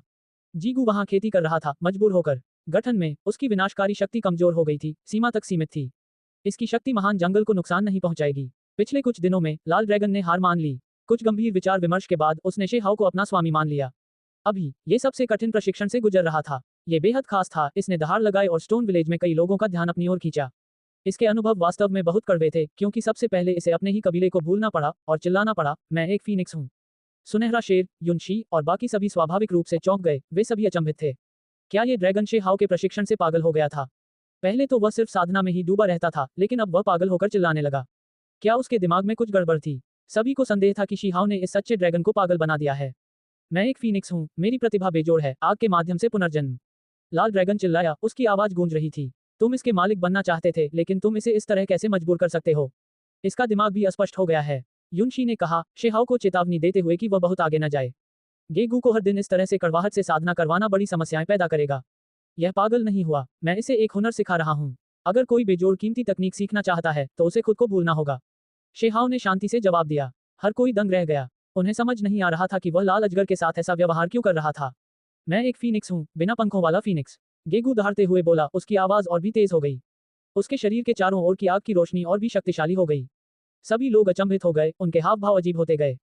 वास्तव में तर्क बहुत सरल है। इसने ट्रू ड्रैगन वंश की सर्वोच्च विरासत प्राप्त नहीं की, इसलिए मैं इसे एक अलग कबीले की महान विधि सिखा रहा हूँ, इसे ट्रू फीनिक्स सीक्रेट तकनीक में बदल रहा हूँ। शेहाव ने समझाया। सबसे पहले उसे क्रिम्सन ड्रैगन के भयंकर प्रतिरोध का सामना करना पड़ा। ऐसा इसलिए था क्योंकि अगर ऐसा हुआ तो उसका वास्तव में मजाक उड़ाया जाएगा। इस पीढ़ी के सच्चे ड्रैगन को वास्तव में अपने कबीले की तकनीक नहीं पता थी, इसके अलावा उसे सच्चे फीनिक्स की अद्भुत तकनीक सीखनी पड़ी। अब गेगू ने इन बातों को जाने देना शुरू कर दिया। जैसे जैसे वह दहाड़ता गया, धीरे धीरे वह सचमुच फीनिक्स पक्षी जैसा व्यवहार करने लगा। मैं पंखों के बिना एक फीनिक्स हूँ। लाल ड्रैगन दहाड़ा। उसकी आवाज अभी भी बहुत कोमल थी, लेकिन दृढ़ थी। वह खुद का ब्रेन वॉश कर रही थी, खुद को पूरी तरह से इस प्रक्रिया में डुबो रही थी। फीनिक्स के पंख उसके शरीर के दोनों ओर फैले हुए थे। लाल रंग की दो बहुरंगी रोशनी की धारियां टिमटिमा रही थी, जो आसमान को चीर रही थी। उनकी शक्ति भयावह थी। इसके तुरंत बाद एक सच्चा फीनिक्स आसमान में उड़ गया। लाल रंग की बहुरंगी रोशनी की दो धारियां दिखाई दी, जो आकाश में दिव्य पंखों की एक जोड़ी की तरह फैल रही थी, जो फीनिक्स कबीले की भयानक शक्ति को दर्शाती थी। कोई सच्ची ड्रैगन कीमती तकनीक नहीं थी, इसलिए शेहाव ने इसे फीनिक्स गुप्त तकनीक सिखाई। शेहाव के ऐसा करने का मुख्य कारण ड्रैगन और फीनिक्स जोड़ी की किंवदंती थी। यदि दोनों कुलों की महान गुप्त विधियों को एक निकाय में केंद्रित कर दिया जाए, तो यह एक अद्वितीय विरासत होगी जो पूरे विश्व में फैल जाएगी। यदि लाल ड्रैगन ने पहले फीनिक्स कबीले की दिव्य क्षमता सीखी, तो भविष्य में जैसे जैसे इसकी साधना आगे बढ़ेगी, एक बार जब ये सच्चे ड्रैगन कबीले की गुप्त तकनीक विरासत को जागृत करेगा, तो यह वास्तव में ड्रैगन और फीनिक्स की किंवदंती को प्रदर्शित करेगा। मैं बिना पंखों वाला शेर हूँ। नहीं, मैं फीनिक्स हूँ। सुनहरा शेर भी चिल्लाया, उसकी त्वचा बहुत मोटी थी। वह आगे बढ़ा और शी हाओ से असली फीनिक्स कीमती तकनीक मांगने लगा। अंत में शी हाओ ने बिना किसी हिचकिचाहट के इसे अस्वीकार कर दिया। तुम सिर्फ एक विदेशी दानव हो, 9 स्वर्गों की सर्वोच्च गुप्त विधि प्राप्त करने का तुम्हें क्या अधिकार है? अगर तुम सीखना चाहते हो तो ये भी ठीक है, बशर्ते तुम पूरी तरह से समर्पण कर दो और अपने सारे रहस्य सौंप दो। शेहाव ने उसे तिरस्कार भरी नजर से देखा। सुनहरे शेर का चेहरा काला पड़ गया, वह बेहद असंतुष्ट महसूस कर रहा था। तुम्हें अभी भी यकीन नहीं है? मैंने तुम्हें 5 रंगों वाली गौरैया ढूंढने को कहा था, फिर भी तुम उसे पकड़ नहीं पाए। तुम्हें लगता है कि मैं अब भी तुम्हें कुछ सौंप सकता हूँ? शेहाव ने मजाक किया। सुनहरे शेर ने कसम खाई कि वह वास्तव में आलसी नहीं है, हमेशा 5 रंगों वाली गौरैया की तलाश में रहता है। मल खाने के बाद वह इस नाराजगी को निगल नहीं सकता था, चाहे कुछ भी हो। केवल चाहे वह कुछ भी करे, वह उसे पकड़ नहीं सकता था, इसलिए वह केवल आक्रोश में ही पीड़ित हो सकता था। इस दौरान शेहाव हमेशा साधना करते रहे थे, सच्चे फीनिक्स के गहन रहस्यों को समझते रहे थे। लाल ड्रैगन को निर्देश देते समय उन्होंने केवल कुछ समय के टुकड़ों का उपयोग किया, अधिकांश समय वह खुद ही साधना कर रहे थे। उस दिन किंगफिग वापस लौट आया। शी हाओ उठ खड़ा हुआ। उससे स्थिति को समझने के बाद वह गोल्डन लान पर सवार होकर किंगफेंग के साथ स्टोन कंट्री लौट आया। वह कार्रवाई करने जा रहा था। पिछले कुछ दिनों में उजाड़ क्षेत्र में बड़ी लहरें उठी। बहुत से लोगों को शेहाओ की वापसी के बारे में पता था, वे सभी इस पर चर्चा कर रहे थे। बेशक कुछ ऐसे भी थे जो अफवाहों पर विश्वास नहीं करते थे। उनका मानना था कि शून्य देव क्षेत्र और loves drinking milk the most नाम में कुछ गड़बड़ है। मुझे लगता है कि केवल उसकी आदिम आत्मा ही उच्च क्षेत्र से नीचे आई, शून्य देव क्षेत्र में प्रवेश कर गई, उसका असली शरीर वास्तव में वापस नहीं आया। जरा सोचिए, उच्च क्षेत्र किस तरह का स्थान है। अब कोई भी वापस नीचे नहीं आ सकता। हालांकि स्टोन कंट्री इंपीरियल पैलेस ने खबर जारी की कि लिटिल स्टोन वास्तव में वापस आ गया है। इसके अलावा मिस्टीरियस रीजन ने भी जानकारी जारी की कि राजकुमारी कियान मिस्टीरियस रीजन में लिटिल स्टोन से टकरा गई, तो यह अभी भी नकली जानकारी कैसे हो सकती है? यही वह जगह है जहां आप गलत हैं। अभी स्टोन कंट्री की स्थिति अस्थिर है, स्टोन सम्राट को पद से हटाया जा सकता है। जो लोग उसका समर्थन कर रहे हैं, वे कुछ चौंकाने वाली जानकारी जारी करने से खुद को नहीं रोक पाए। बहुत से लोगों का मानना था कि शिहाओ वापस लौट आया है, लेकिन कुछ लोग जिद्दी थे, उनका मानना था कि उसका असली शरीर उच्च लोक से नीचे नहीं आ सकता, और वे अपने समर्थन के लिए सभी प्रकार के तर्क ढूंढ रहे थे। स्टोन कंट्री इंपीरियल पैलेस में कई लोगों को समझ में नहीं आया कि हंसें या रोएं। वास्तविक जानकारी ने वास्तव में कुछ लोगों को अविश्वास में संदेह में डाल दिया। हालांकि आज सारा शोर शांत हो जाएगा। ऐसा इसलिए हुआ क्योंकि शेहाओ स्टोन कंट्री इंपीरियल कैपिटल में प्रकट हुआ और शक्तिशाली रूप से कार्रवाई करते हुए सभी पक्षों को चौंका दिया। 2 शक्तिशाली बूढ़े राजा थे जिन्होंने प्रतिरोध किया। शेहाओ के हाथ उठाने से उन्हें पकड़ लिया गया, बहुत आसानी से। महाराज, ये दोनों कबीले घबरा गए, बाकी लोगों के चेहरे पीले पड़ गए। वे घुटनों के बल बैठ गए, डर से कांपने लगे। वे सभी बेहद बेचैन थे। वास्तव में इन दिनों में वे दहशत में थे। उन्हें डर था कि युवा पाषाण सम्राट जब वापस आएगा तो सब कुछ ठीक कर देगा। ऐसा इसलिए था क्योंकि इन वर्षों के दौरान वे मूल स्टोन कंट्री इंपीरियल कबीले की प्रत्यक्ष वंशावली के करीब खड़े थे और किंगफेंग को सिंहासन से हटाने के लिए मजबूर करना चाहते थे। उस समय मैं तुम्हारे कुलों के प्रति कंजूस नहीं था, यहाँ तक कि तुम्हें कुछ दुर्लभ गोलियां भी देता था। अंत में तुम मुझे इस तरह से चुकाते हो। शी हाओ ने ठंडे स्वर में कहा, उसके भीतर सच्चे क्रोध की लहर उमड़ रही थी। वे 2 बूढ़े राजा ऐसे लोग थे जिनकी वह परवाह करता था, इसलिए उसने उनके 2 कुलों को कई लाभ दिए। अंत में जब वह चला गया तो उन्होंने वास्तव में उसके भाई किंगफेंग के खिलाफ साजिश रचनी शुरू कर दी। पत्थर सम्राट, कृपया हमारे अपराधों को क्षमा करें। दोनों कुलों में से किसी ने क्षमा की याचना करते हुए चिल्लाया। ची ची। इन 2 चिल्लाहटों के बाद शेहाओ ने बहुत ही सीधा प्रहार किया। अपनी उंगली उठाते ही दोनों बूढ़े राजाओं को अपंग कर दिया, दया नहीं दिखाई। उसे यह जानकर राहत महसूस हुई कि वॉर किंग, पेन किंग और अन्य लोग शुरू से अंत तक अडिग रहे, किंगफेंग की रक्षा करते रहे और उनके मन में कोई अन्य विचार नहीं आया। छोटे स्टोन, तुम सचमुच बहुत साहसी हो। ठीक इसी समय दूर क्षितिज से एक आवाज गूंजी। उसकी गति बहुत तेज थी, जो एक दिव्य ज्योति पर आकर रुकी और एक देवता की आभा छोड़ रही थी।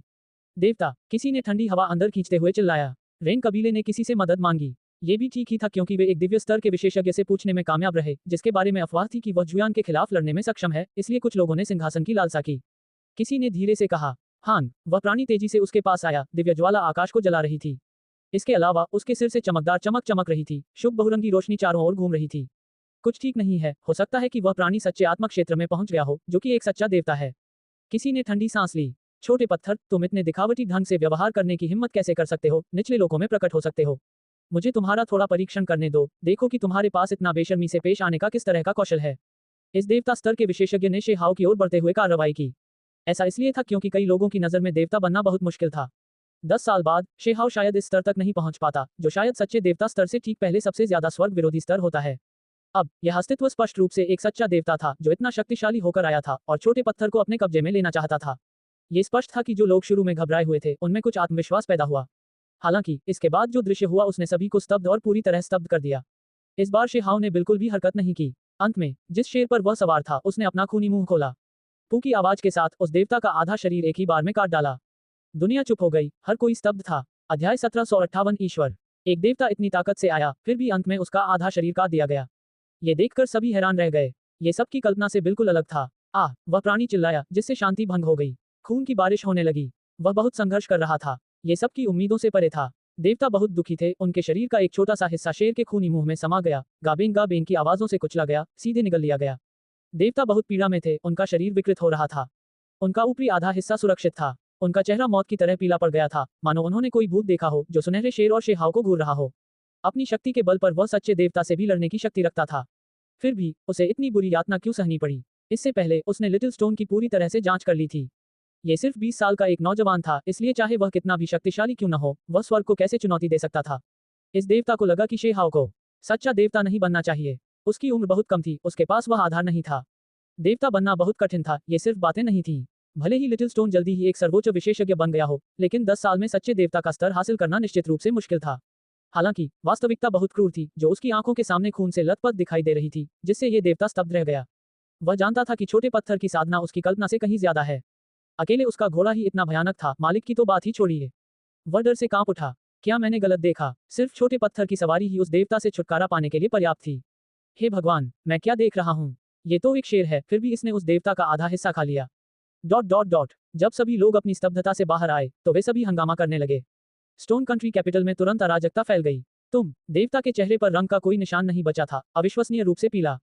उसके शरीर का ऊपरी आधा हिस्सा संघर्ष कर रहा था। वह वास्तव में एक शेर के मुंह से बच निकला था, अब बुरी तरह से डरा हुआ था। ये शेर कहां से आया? ये बहुत ही क्रूर था, अपने शरीर को ऐसे चबा रहा था जैसे वह गन्ना हो। यह उसकी कल्पना से बिल्कुल अलग था। उसके ख्याल से एक बार जब वह खुद यहाँ आ गया, तो भले ही छोटा पत्थर एक राक्षस हो, फिर भी उसके लिए उसका सामना करना मुश्किल होगा। छोटा पत्थर अभी भी दबा हुआ होगा। आखिर इतने साल तो थे ही। आखिर कितने सालों तक शी हाव ने साधना की थी? ये झींगा कहां से आया है? क्या तुम नियम नहीं जानते? तुम खुद को कहां समझते हो? क्या तुम अपनी खुद की स्थिति भूल गए हो? सुनहरे शेर ने उसे देखा, उसका चेहरा तिरस्कार से भरा हुआ था। अपने बर्फ जैसे सफेद दांतों के साथ, जिनमें अभी भी खून लगा हुआ था, वह वाकई बहुत क्रूर लग रहा था। उस देवता को इतना झटका लगा कि उसका पूरा शरीर कांपने लगा, यहाँ तक कि उसकी खोपड़ी भी सुन्न हो गई। यह एक देवता था। निचले लोकों में इसे खाद्य श्रृंखला के शीर्ष पर कहा जा सकता है, निश्चित रूप से एक शीर्ष स्तर का विशेषज्ञ। हालांकि इस जगह पर उसे झींगा कहा जाता था, यह बहुत अपमानजनक था। इस देवता ने क्रोध तो महसूस किया, लेकिन बोलने की हिम्मत नहीं की। परिस्थिति व्यक्ति से बड़ी थी। अभी अगर यह क्रूर तरीके से बोला, तो ये बर्बर सुनहरा महान शेर उसके शरीर के दूसरे आधे हिस्से को खा सकता है। ठीक है, आप कहां से आए हैं? सुनहरे शेर ने उसे घूर कर देखा। उसने अपना बड़ा पंजा बाहर निकाला, अपने दांतों को कुरेदते हुए खून से लथपथ टुकड़ों को हटाने लगा। ये दृश्य बेहद भयावह था। बर्बाद शरीर के मालिक की तो बात ही छोड़िए, आसपास के साधक भी कांप उठे, उनके पूरे शरीर में ठंडक दौड़ गई।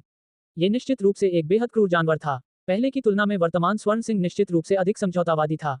पहले ये ठंडा था और कम बोलता था। इसका मुख्य कारण यह था कि यह वास्तव में शेहाव को स्वीकार नहीं करता था। अब इन शब्दों और इस बर्बर शैली से यह साबित हो गया कि वह पहले से ही अपनी बुद्धि के अंत पर था और पहले से ही शेहाव के करीब आना शुरू कर दिया था। मैं समुद्र से आया हूँ, इस देवता ने कहा। वह बहुत डरा हुआ था, वह कुछ भी करने की हिम्मत नहीं जुटा पा रहा था। पूछताछ के समय ही उसने तुरंत बता दिया कि वह कहाँ है।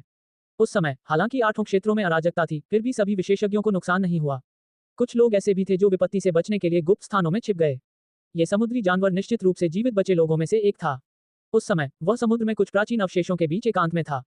जब वह बाद में उभरा, तो उसने वास्तव में खुद को धन्य, अतुलनीय रूप से खुश महसूस किया।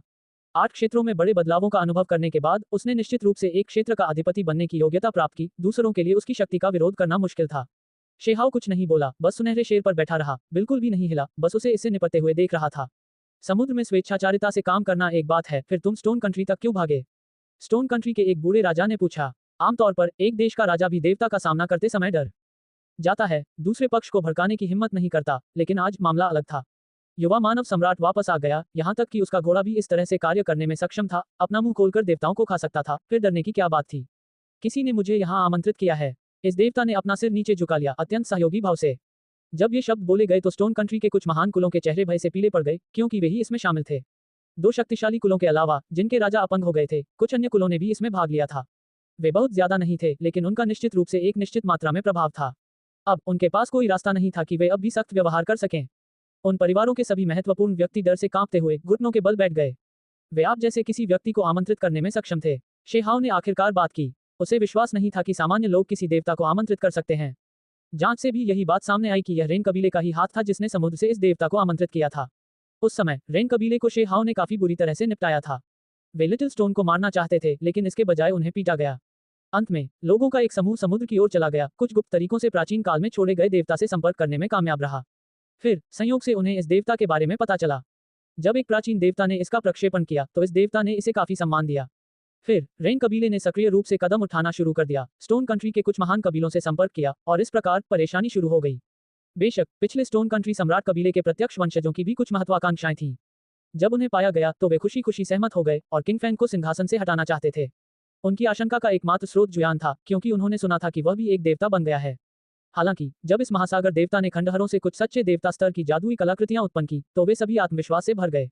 दिलचस्प बात यह है कि आप एक दिव्य ज्वाला क्षेत्र के प्राणी से अधिक कुछ नहीं हैं, लेकिन कुछ खिलौनों के बाद आप एक सच्चे देवता की तरह बन गए।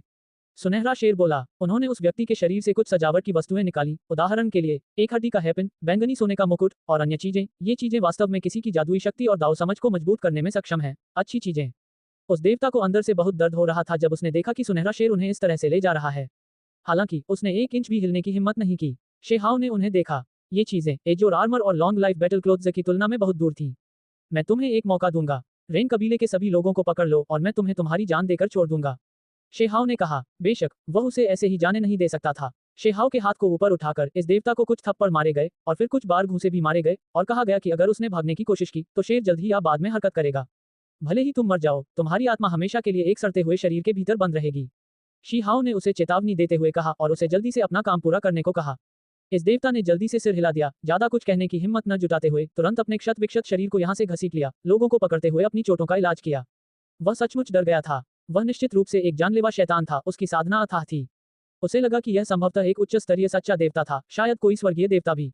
स्टोन कंट्री कैपिटल सिटी में जो कुछ हुआ उसे सभी ने स्पष्ट रूप से देखा। सभी के चेहरे पर श्रद्धा के भाव थे। जहां तक उन परिवारों का सवाल है जो जमीन पर घुटने टेक रहे थे, वे बहुत पहले ही भय से कांपने लगे थे, वे अत्यधिक भयभीत थे। शेहाओ ने कुछ नहीं कहा, बस अपना हाथ ऊपर उठाकर लगातार इशारा करता रहा। दिव्य प्रकाश की किरणें एक के बाद एक उड़कर उन लोगों के शरीर में प्रवेश कर गईं। पुपू ध्वनियों के तहत कई लोगों की खेती अपंग हो गई, नश्वर हो गई। वे मूल रूप से अपने कुलों के स्तंभ थे, लेकिन अब वे सीधे बर्बाद हो गए थे। जब कोई गलत काम करता है तो उसे अंत में हमेशा कीमत चुकानी पड़ती है। ये कहने के बाद उसने किंग फेंग, वॉर किंग और अन्य लोगों को सफाई का काम सौंप दिया। इससे पहले कई लोगों ने सोचा था कि स्टोन कंट्री को जल्द ही एक आपदा का सामना करना पड़ेगा, कि उनका पतन होने वाला है, यहाँ तक कि शायद देश ही मिट जाएगा। ऐसा इसलिए था क्योंकि उन्हें लगा कि जब ये देवता स्तर की लड़ाई तक पहुंच गया, भले ही वह एक शक्तिशाली देश था, फिर भी वे पर्याप्त नहीं थे, संभवतः किसी देवता द्वारा बलपूर्वक उखाड़ फेंके जाने पर। फिर भी सब कुछ बिल्कुल अलग ढंग से खत्म हुआ। लिटिल स्टोन वापस आ गया। वह बहुत शक्तिशाली था, देवता को दबा रहा था, स्टोन कंट्री के कबीलों को नजरअंदाज कर रहा था। जब इस आपदा का सामना करना पड़ा तो उसने एक ही बार में सब कुछ खत्म कर दिया।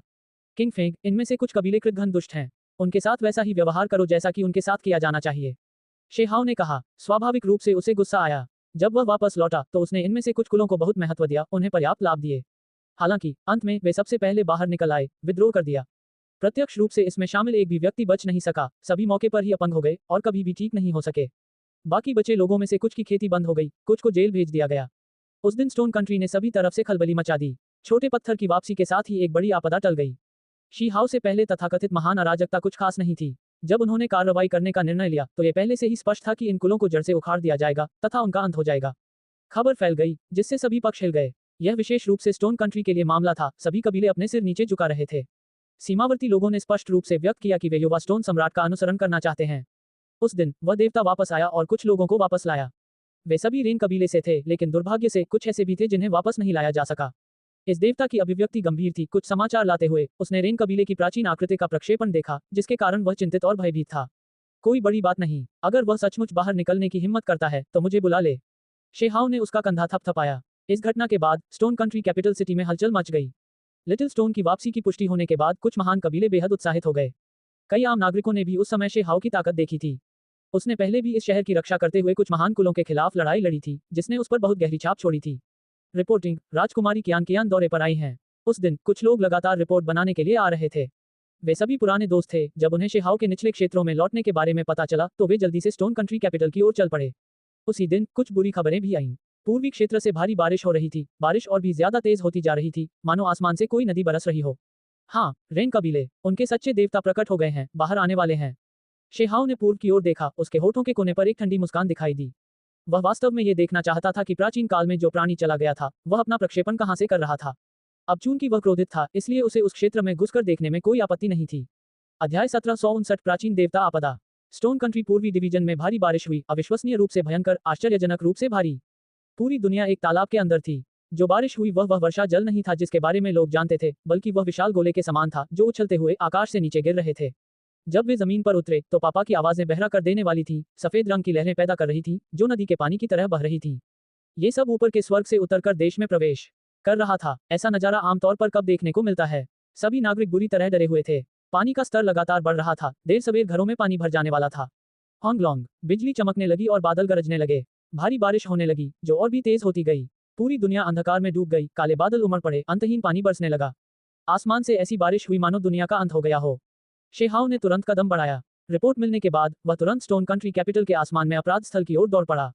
रास्ते में उसने अपनी दिव्य आंखों को सक्रिय किया, आकाश की ओर देखते हुए वह क्षितिज की सीमाओं पर अनियमित दृश्यों का अवलोकन कर रहा था।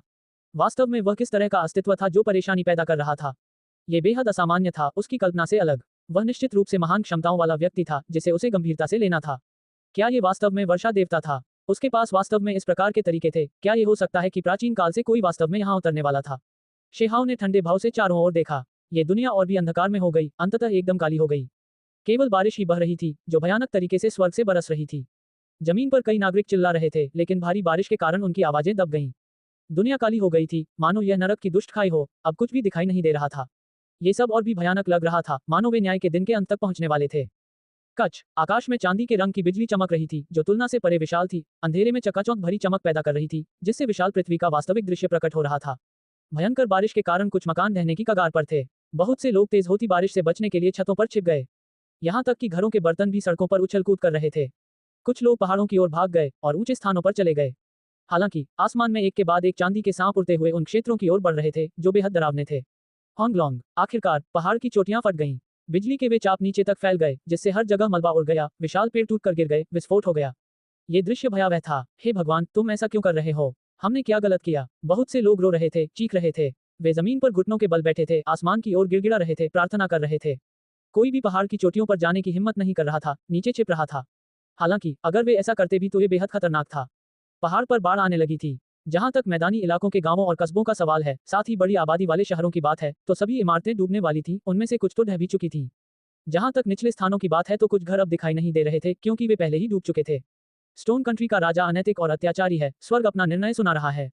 इस समय काले आसमान से एक गड़गड़ाहट भरी आवाज आई जिसने गड़गड़ाहट की आवाज को दबा दिया। सारी बिजली तुरंत गायब हो गई, केवल ये भव्य और प्रभावशाली आवाज गूंज रही थी। भारी बारिश कम नहीं हुई, बल्कि और अधिक आश्चर्यजनक होती गई। क्या ये सजा दुनिया की ओर से ही थी? सभी नागरिक भयभीत थे। वास्तव में ऊपर स्वर्ग में एक आवाज थी। ये बहुत ही शानदार थी, मानो ये स्वर्ग से चेतावनी हो। हम स्वर्ग से दया की प्रार्थना करते हैं। हम स्वर्ग से क्षमा की प्रार्थना करते हैं। ... बहुत से लोग चिल्लाने लगे, रोने लगे। कुछ लोग पहाड़ की बाढ़ में बह गए, बहुत से लोग भंवरों में गायब हो गए।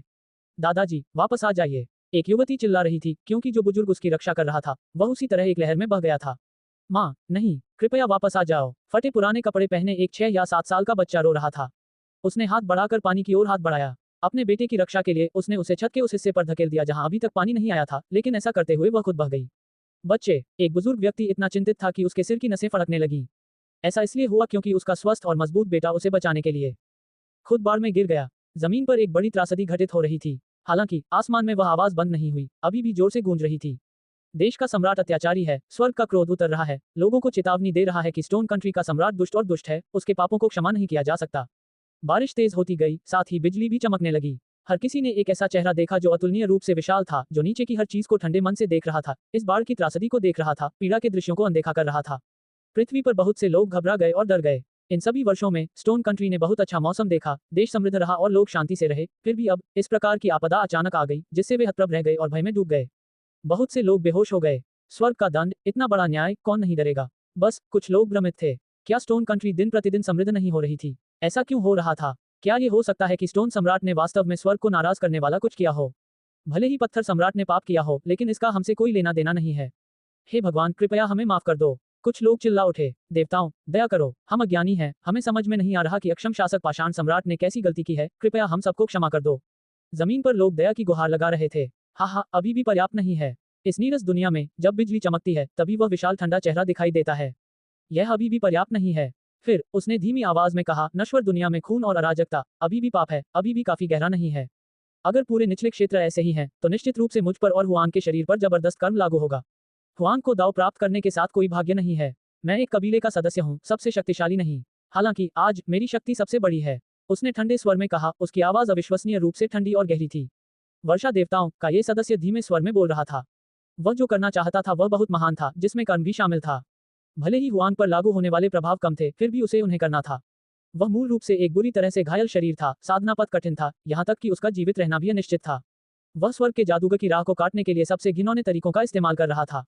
हे भगवान, हमें माफ कर दो। सतह पर रोने की आवाजें अंतहीन थीं। निश्चित रूप से आक्रोश की लहरें उठ रही थीं, कर्म का संचार हो रहा था। ये स्पष्ट था कि जिन लोगों ने कर्म को छूने का साहस किया वे सभी उच्च स्तर के साधक थे।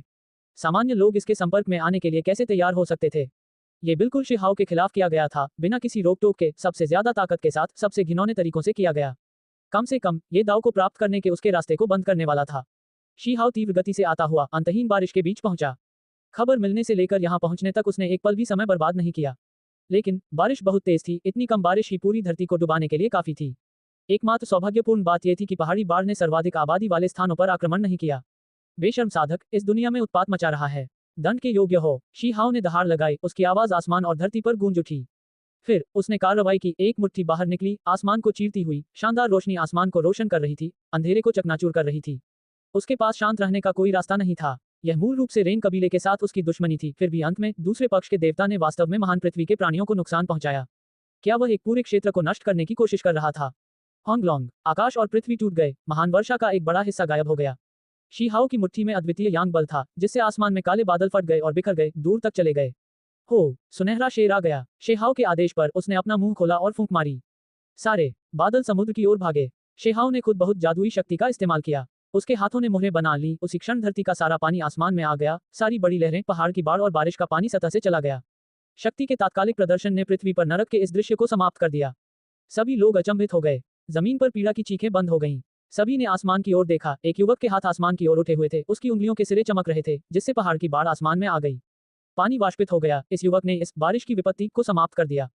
शिहाओ ने अपनी जादुई शक्ति जारी की, जिसने न जाने कितने हजारों ली की विशाल पृथ्वी को घेर लिया। उसी समय उसने अंतहीन पानी को विशाल समुद्र की ओर ले गया। विशाल नदी आसमान में बह रही थी, ऊपर पहाड़ों की बाढ़ बह रही थी, जिससे हर कोई स्तब्ध था। सामान्यतः साधक महान अराजकता से बचने के लिए मनुष्यों के समक्ष महान दिव्य क्षमताओं का प्रदर्शन नहीं करते। हालांकि आज रेन कबीले के देवता ने वास्तव में मनुष्यों पर ऐसी विपत्ति ला दी है, विनाश की कामना करते हुए। केवल महान विधियां ही ऐसे हमले से जल्दी निपट सकती हैं। एक चमत्कार। जमीन पर यह पता नहीं था कि कितने लोग जयकार कर रहे थे। शिहाओ सही समय पर पहुंचे। भले ही बारिश ने पूरी धरती को जलमग्न कर दिया था, लेकिन यह उन जगहों पर नहीं पहुंची जहां आबादी अभी भी घनी थी, जिससे त्रासदी टल गई। इस बार हताहतों की संख्या इतनी अधिक नहीं थी। फिर उसके शरीर से अनंत चमक निकली, प्रकाश के कण सघन हो गए। वे बहते हुए प्रकाश की लकीरों में बदल गए, महान पृथ्वी की ओर बढ़ते हुए, सब कुछ ढकते हुए। ये सबसे बुनियादी जीवन सार ऊर्जा थी। ची ची ची, सभी मरते हुए लोगों पर तुरंत बहती हुई रोशनी पड़ी और वे तुरंत होश में आ गए। यह इस हद तक था कि जो लोग पहाड़ी बाढ़ में बह गए थे, वे मृतकों में से उठ खड़े हुए। सुनहरा शेर हैरान रह गया। उसने कभी उम्मीद नहीं की थी कि शिहाओ इतना उदार होगा, वास्तव में कुछ नश्वर लोगों को बचाने के लिए जन्मजात सार ऊर्जा का उपयोग करेगा। प्रभु की जय हो। सतह पर बहुत से लोग खुशी से झूम उठे। वे कांप रहे थे, सभी घुटनों के बल बैठे थे और जोर जोर से चिल्ला रहे थे। ऐसा इसलिए हुआ क्योंकि उस क्षण एक त्रासदी बदल गई, कई मरते हुए लोग पुनः जीवित हो उठे। बेशक इसके लिए शिहाओ ने जो कीमत चुकाई वह छोटी नहीं थी। कच, अचानक ऊपर आसमान में बिजली चमकने लगी, जो भयानक ब्लेड में बदल गई और शिहाओ पर गिरने लगी। कोई व्यक्ति उस क्षण का फायदा उठाते हुए कार्रवाई कर रहा था, जब शिहाओ एक घातक प्रहार करने के लिए अपनी जीवनसार ऊर्जा को छोड़ रहा था। बस कुछ तुच्छ तरकीबें। शिहाओ ने बाहर की ओर डांटा। उसकी मुट्ठी आसमान की ओर मुड़ी। एक होंगलोंग शोर के साथ सब कुछ टूट गया। इसके अलावा वह आकाश में उड़ गया, बाहरी अंतरिक्ष में प्रवेश कर गया और उस विशाल चेहरे को घूरने लगा। रेन क्लैन की गंदगी, तुम यहाँ आने की हिम्मत कैसे करोगे? बस अपनी जान सौंप दो। शिहाओ चिल्लाया। वह अंतहीन हत्या के इरादे से उमड़ पड़ा, क्रोध से भर गया। दूसरे पक्ष ने संयम का जरा भी भाव नहीं दिखाया। असीम महान पृथ्वी और नीचे के जीवों को ऐसे ही नष्ट कर दिया। कहा जा सकता है कि वह किसी भी तरह से उचित या अनुचित तरीके का इस्तेमाल कर रहा था, जिसमें थोड़ी सी भी कमी थी। इसने उसे अंतहीन हत्या के इरादे से उमड़ दिया। स्टोन कबीले के बच्चे, अगर तुम नाराज हो तो क्या हुआ? मैं एक अलग दुनिया में हूँ, जहाँ तुम हो उससे बहुत दूर।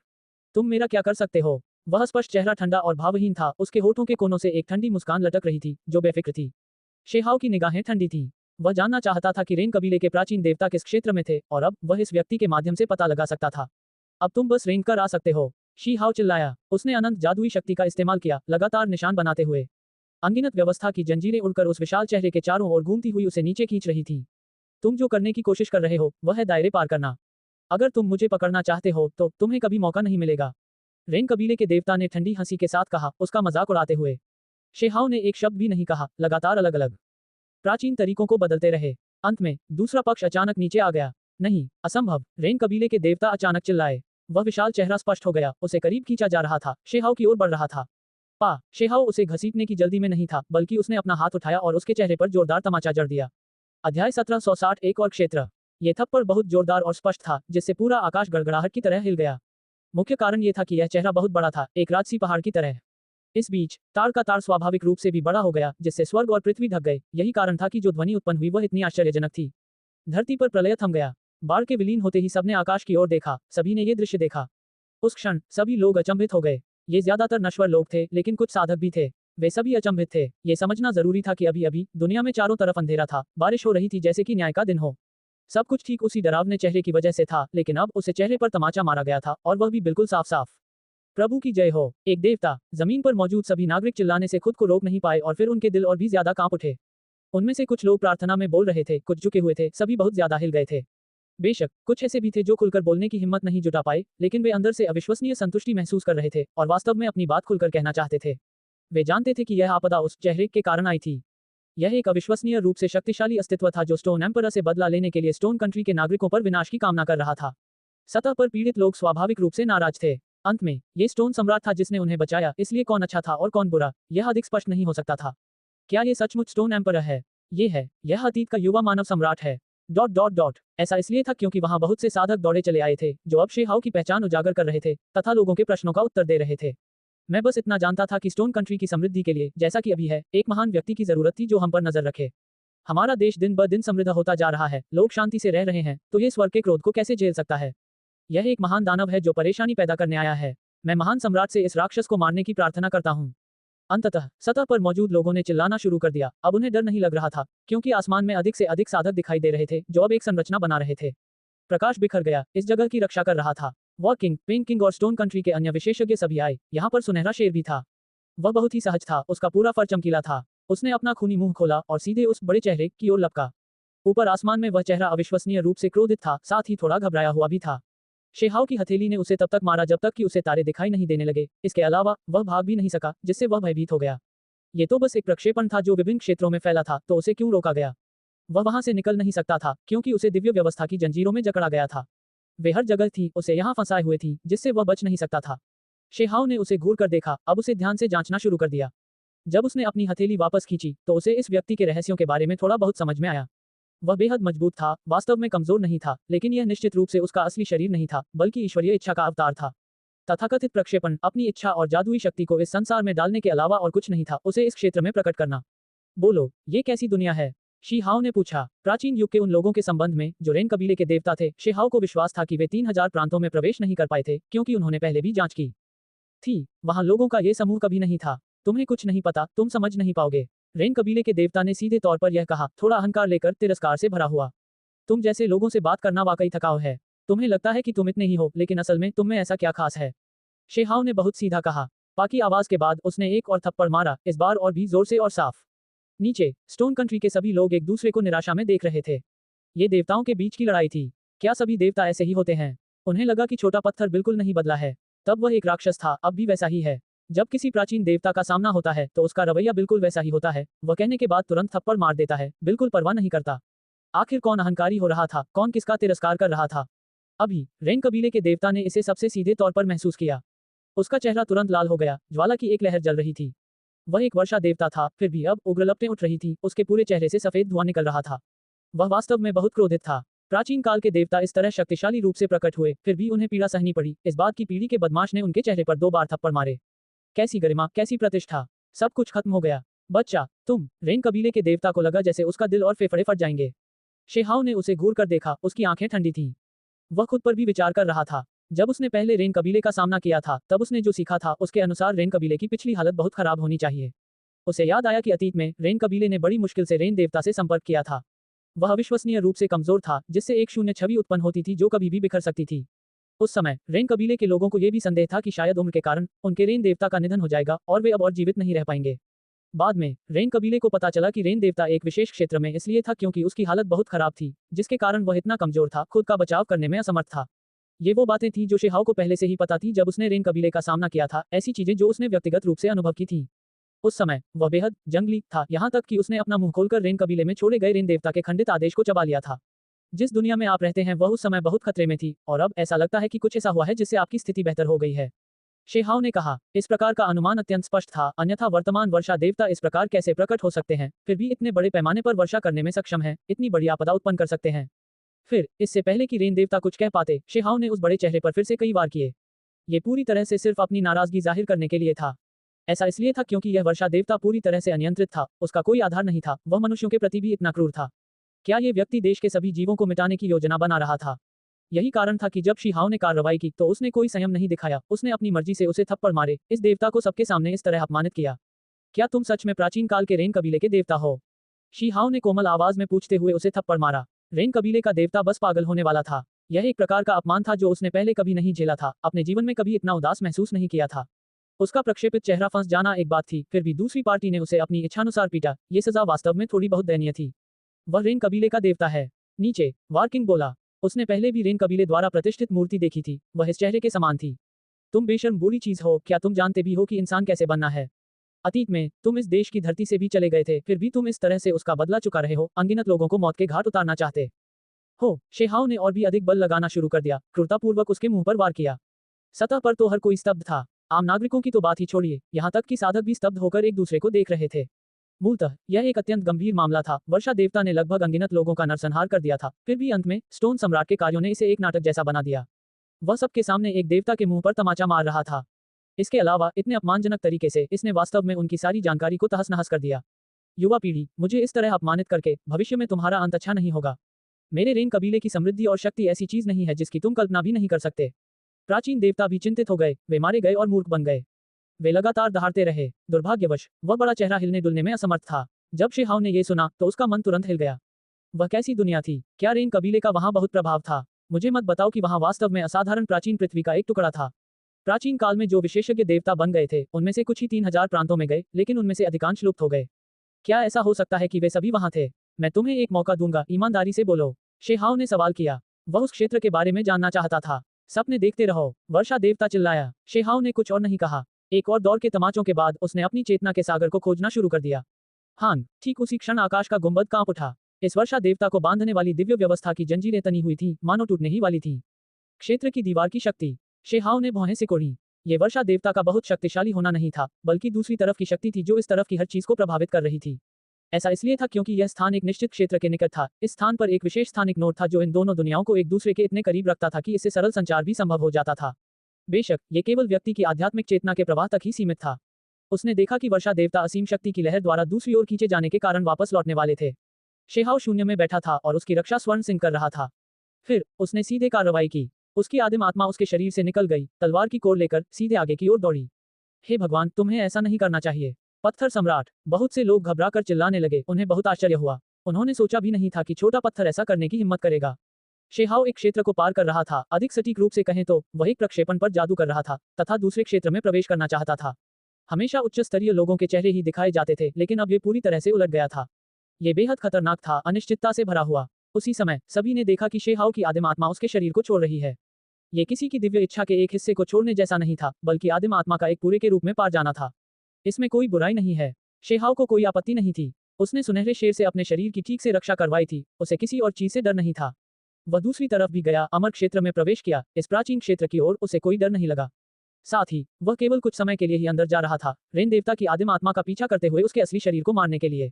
वह उसे पूरी तरह से मार डालने के बाद तेजी से वापस लौटने वाला था। हां, शेहाव ने अनंत तलवार कोर को उठाया, सीधे स्थानिक नोड से गुजरते हुए अपने रास्ते पर नरसंहार किया। फिर उसने एक वेदी देखी जिस पर एक बुजुर्ग बैठा था, उसके होठों के कोनों से खून बह रहा था। उसने अचानक अपनी आंखें खोली, जबकि रेन देवता की आत्मा उसके सिर में प्रवेश कर गई। तुम्हारी हिम्मत! वर्षा देवता हैरान रह गए, उन्हें उम्मीद नहीं थी कि यह युवक इतना साहसी होगा। इसके बजाय उन्होंने इस तरफ एक प्रक्षेपण किया और इस तरह से अपना रास्ता बनाते हुए वध कर दिया।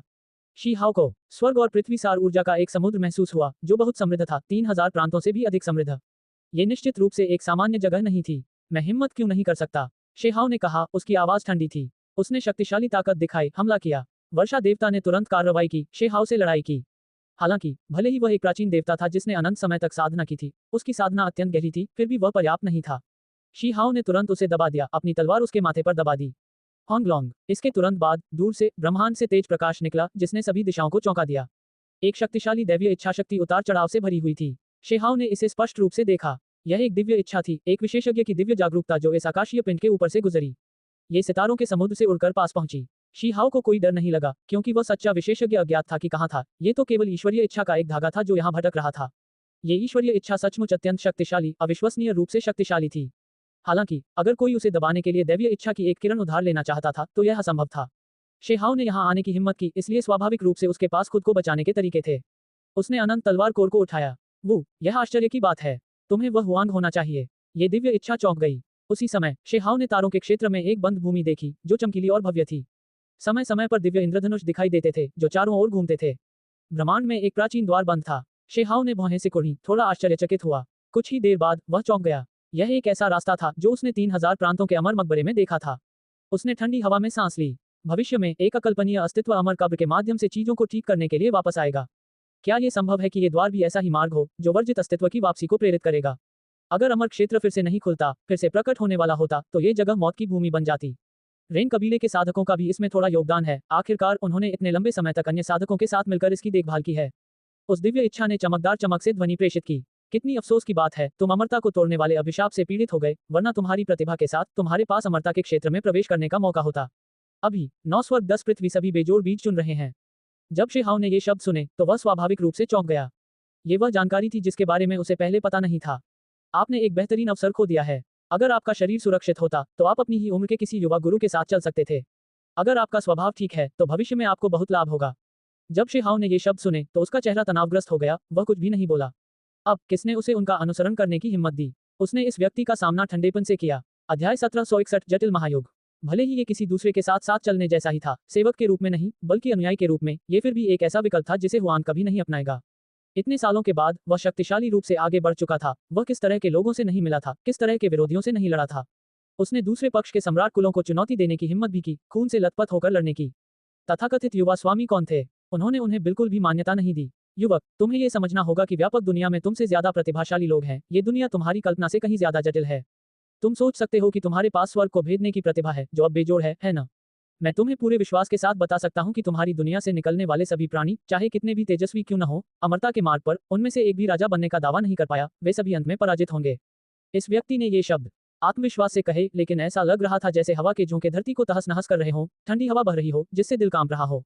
उनके शब्दों में कुछ ऐसी भयावह जानकारी सामने आई जिसे सुनकर रूह कांप उठी। क्या आप अमर प्राचीन महान युग की बात कर रहे हैं? शेहाओ ने पूछा कि वह कौन सा युग था। वह इसे बिल्कुल भी स्वीकार नहीं कर सका। अमर डोमेन के लिए एक महान युग इतना लंबा नहीं होता। साल अंतहीन है, जबकि अमर डोमेन और भी अधिक अंतहीन है। कुछ विरासतों के अस्तित्व की अवधि आपकी कल्पना से परे है। वह रहस्यमय व्यक्ति बोल रहा था। उसकी आवाज अभी भी अत्यंत शांत थी, लेकिन वातावरण और भी भारी हो गया। उन्होंने शेहाओ के समय से संबंधित प्रश्न का उत्तर देते हुए बताया कि ये शक्तियां किसी युग में अचानक प्रकट होने वाले समूह नहीं थे, बल्कि ये बहुत पहले से ही अस्तित्व में थे। क्या इस तरह की विरासतें मौजूद थीं? शेहाओ को बेचैनी महसूस हुई। उसका खून ऊपर नीचे हो रहा था, मानो बड़ी बड़ी लहरें उठ रही हों। उसे लगा कि उसके अंदर एक ज्वाला जल रही है जो ऊपर उठना चाहती है, इस दायरे से बाहर निकलना चाहती है और दुनिया को देखना चाहती है। साथ ही उसे कुछ हिचकिचाहट भी महसूस हुई। दुनिया बहुत बड़ी थी, प्राचीन क्षेत्र बहुत बड़े थे, समय की मात्रा बहुत बड़ी थी जो उसकी कल्पना से परे थी। अंत में अगर उथल पुथल मच गई, एक महान युद्ध छिड़ गया, तो आखिर किस तरह के शैतान सामने आएंगे? शेहाओ शांत हो गया। उसे लगा कि 9 स्वर्गों और 10 पृथ्वियों में उसने जो कुछ भी देखा और अनुभव किया था, वह अभी भी एक कोना मात्र था। हर कोई कहता है कि मरे हुए शूरवीर प्राचीन हैं, कि एक ही नींद लाखों साल तक चल सकती है, यहाँ तक कि एक महान युग के आधे से भी ज्यादा समय तक। हालांकि जब अमर डोमेन की विरासतों से तुलना की जाती है तो वे वास्तव में इतने दूर नहीं हैं। कुछ की उत्पत्ति और भी पहले हुई थी, उनके कुछ पिछले पूर्वज अभी भी जीवित हैं। इस रहस्यमय व्यक्ति ने एक सच्चाई का खुलासा किया। शेहाओ को कुछ बातें बताईं। जब अमर डोमेन के विशेषज्ञ चले गए तो प्राचीन काल से कोई भी उनका सामना नहीं कर सका। 9 स्वर्ग और 10 पृथ्वी, भले ही वे गौरवशाली थे, पहले वास्तव में चमकदार और भव्य थे। जैसे जैसे युग एक के बाद एक बीतते गए, भले ही वे युग थे जिनके बारे में उन्होंने सुना था या प्रागैतिहासिक युग थे, उनमें से एक भी ऐसा नहीं था जो अमर क्षेत्र में एक मौका पा सका। इस चौंकाने वाली जानकारी ने शेहाओ को बहुत लंबे समय तक चुप कर दिया। उस व्यक्ति ने आगे कहा, हालांकि हमारा एक साझा दुश्मन है, बड़ी स्थिति उससे कहीं आगे की है। वह भी किस तरह की भावना महसूस कर रहा था, शेहाओ के लिए स्पष्ट रूप से कहना मुश्किल था। वह जानता था कि अगर वह ऊपर की ओर चीजों का पता लगाएगा तो अमर क्षेत्र बस अकल्पनीय होगा। कुछ प्राचीन अस्तित्वों की उत्पत्ति भयावह रूप से महान होगी। हालांकि उनके दुश्मन थे, वे किसी चीज की प्रतीक्षा कर रहे थे। यदि उन लोगों, उन समयों का पता लगाया जाए तो 2 शब्द, सम्राट पतन, सबसे अधिक संभावना के साथ सामने आएंगे। आखिर किस तरह की रंजिश, किस तरह का विरोध था जिसके कारण ये परिणाम सामने आया? एक के बाद एक पीढ़ियां गुजर गईं, फिर भी इसे खत्म करने का कोई तरीका नहीं था। इसका जिक्र करने भर से ही अंतहीन महाभय पैदा हो जाता था। हे, क्या कोई ऐसा शैतान है जो इतना प्राचीन है, जो इस युग तक जीवित है? शेहाव के विचार भटक गए, वह ये वर्णन करने में असमर्थ था कि वह इस समय क्या महसूस कर रहा था।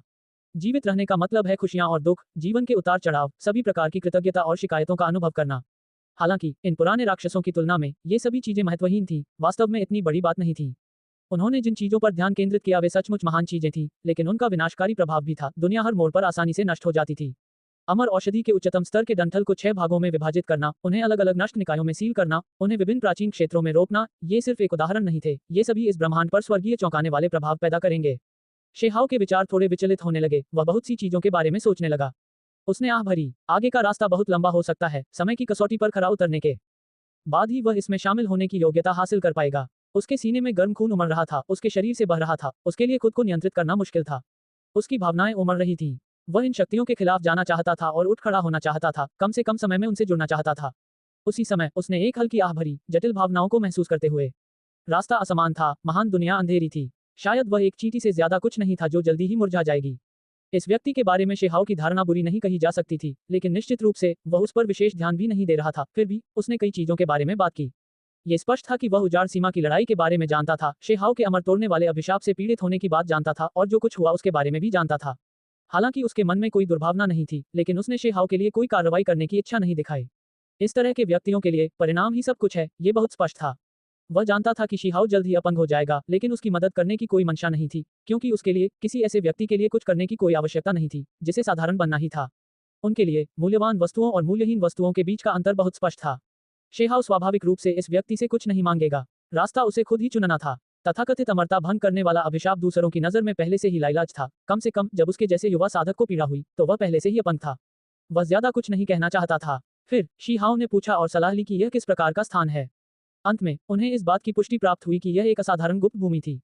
यहाँ एक रास्ता था जिसे संरक्षित करने की आवश्यकता थी। जब उसने दूर तक देखा तो वहां सन्नाटा का विस्तार था, एक परित्यक्त तारामंडल, एक मुरझाया हुआ स्वर्ग और पृथ्वी। हालांकि यहाँ का आध्यात्मिक सार अत्यंत समृद्ध था। आध्यात्मिक सार अशांत था, कभी समुद्र की तरह उछलता था, कभी पूरी तरह सूख जाता था। ये स्थान अत्यंत महत्वपूर्ण था। यहाँ एक प्राचीन मार्ग था जो पहरा दे रहा था, किसी चीज के लौटने का इंतजार कर रहा था।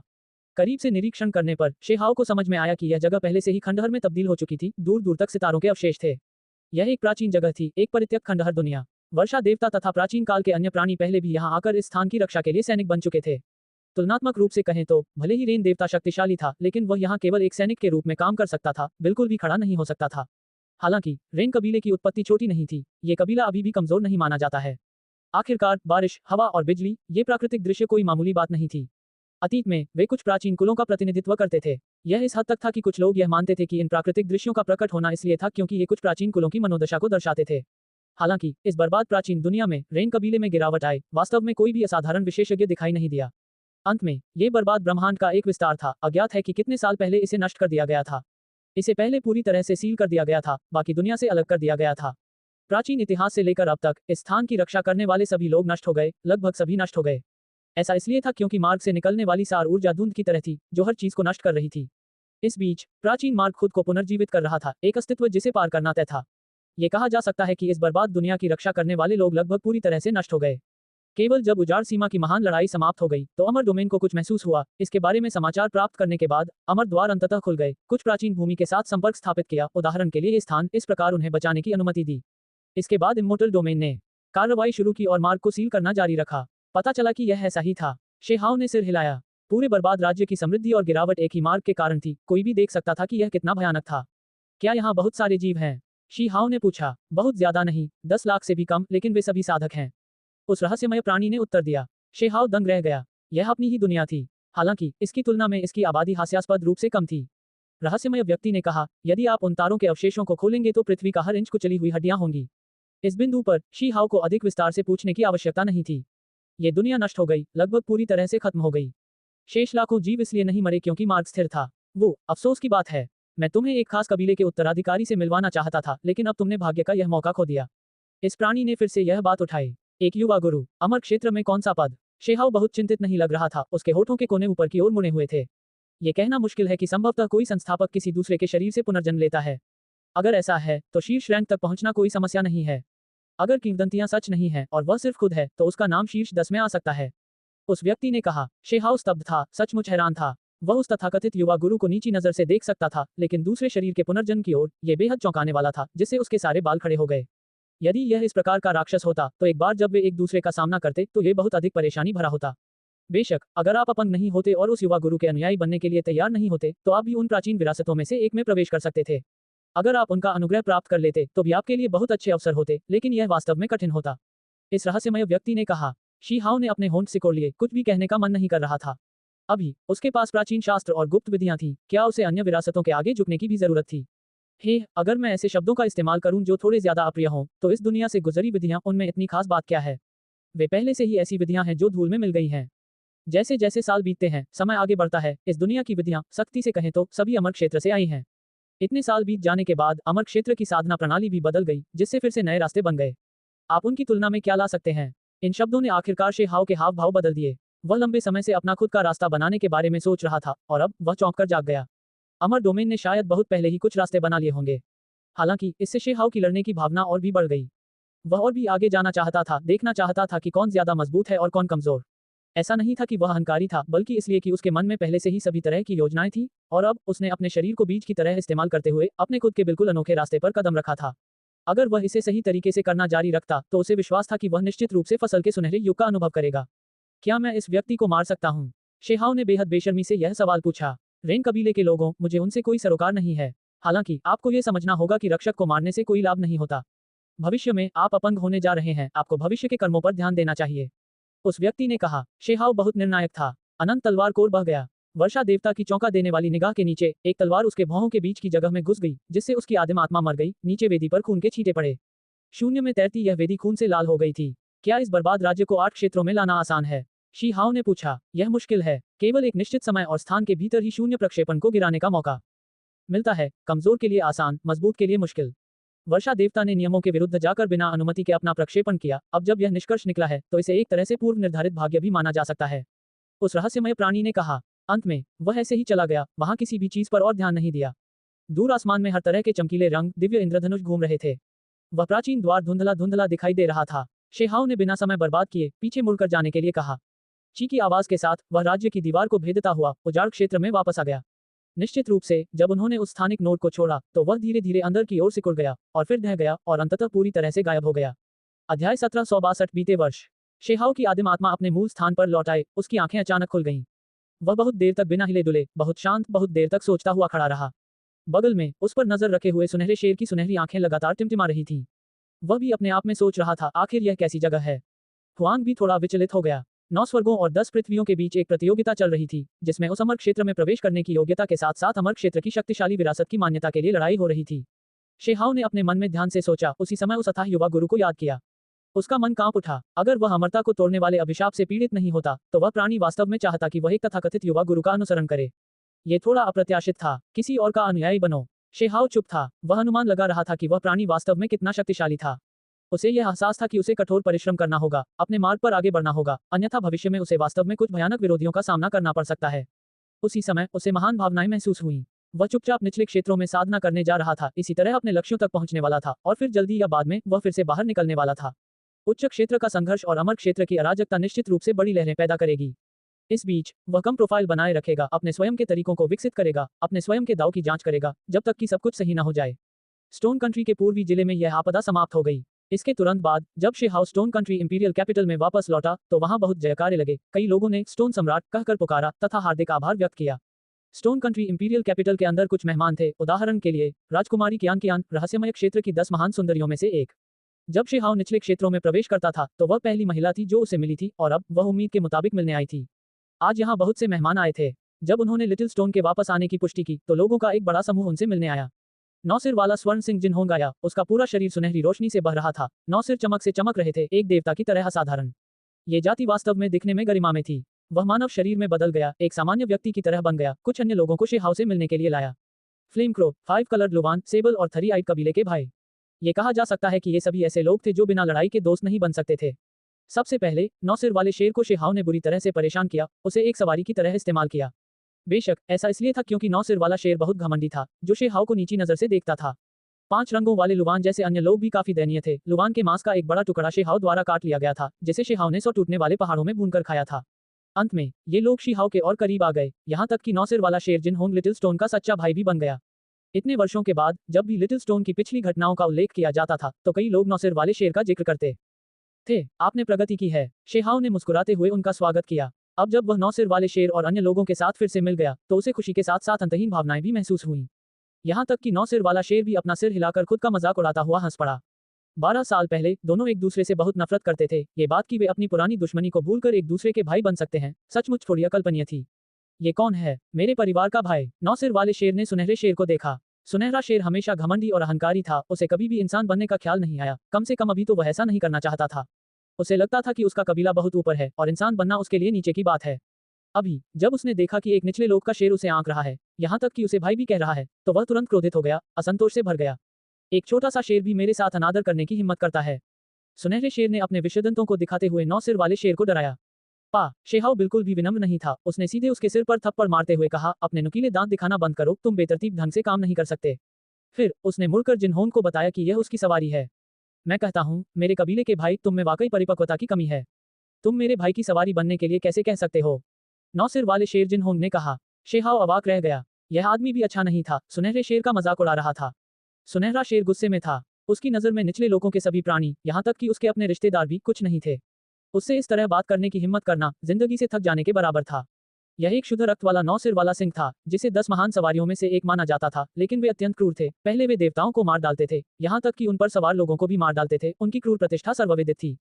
सख्ती से कहा जाए तो उनका वंश वास्तव में निडर सिंह के करीब था, बस नौसिर वाला सुनहरा सिंह स्पष्ट रूप से एक उत्परिवर्तित प्रजाति था।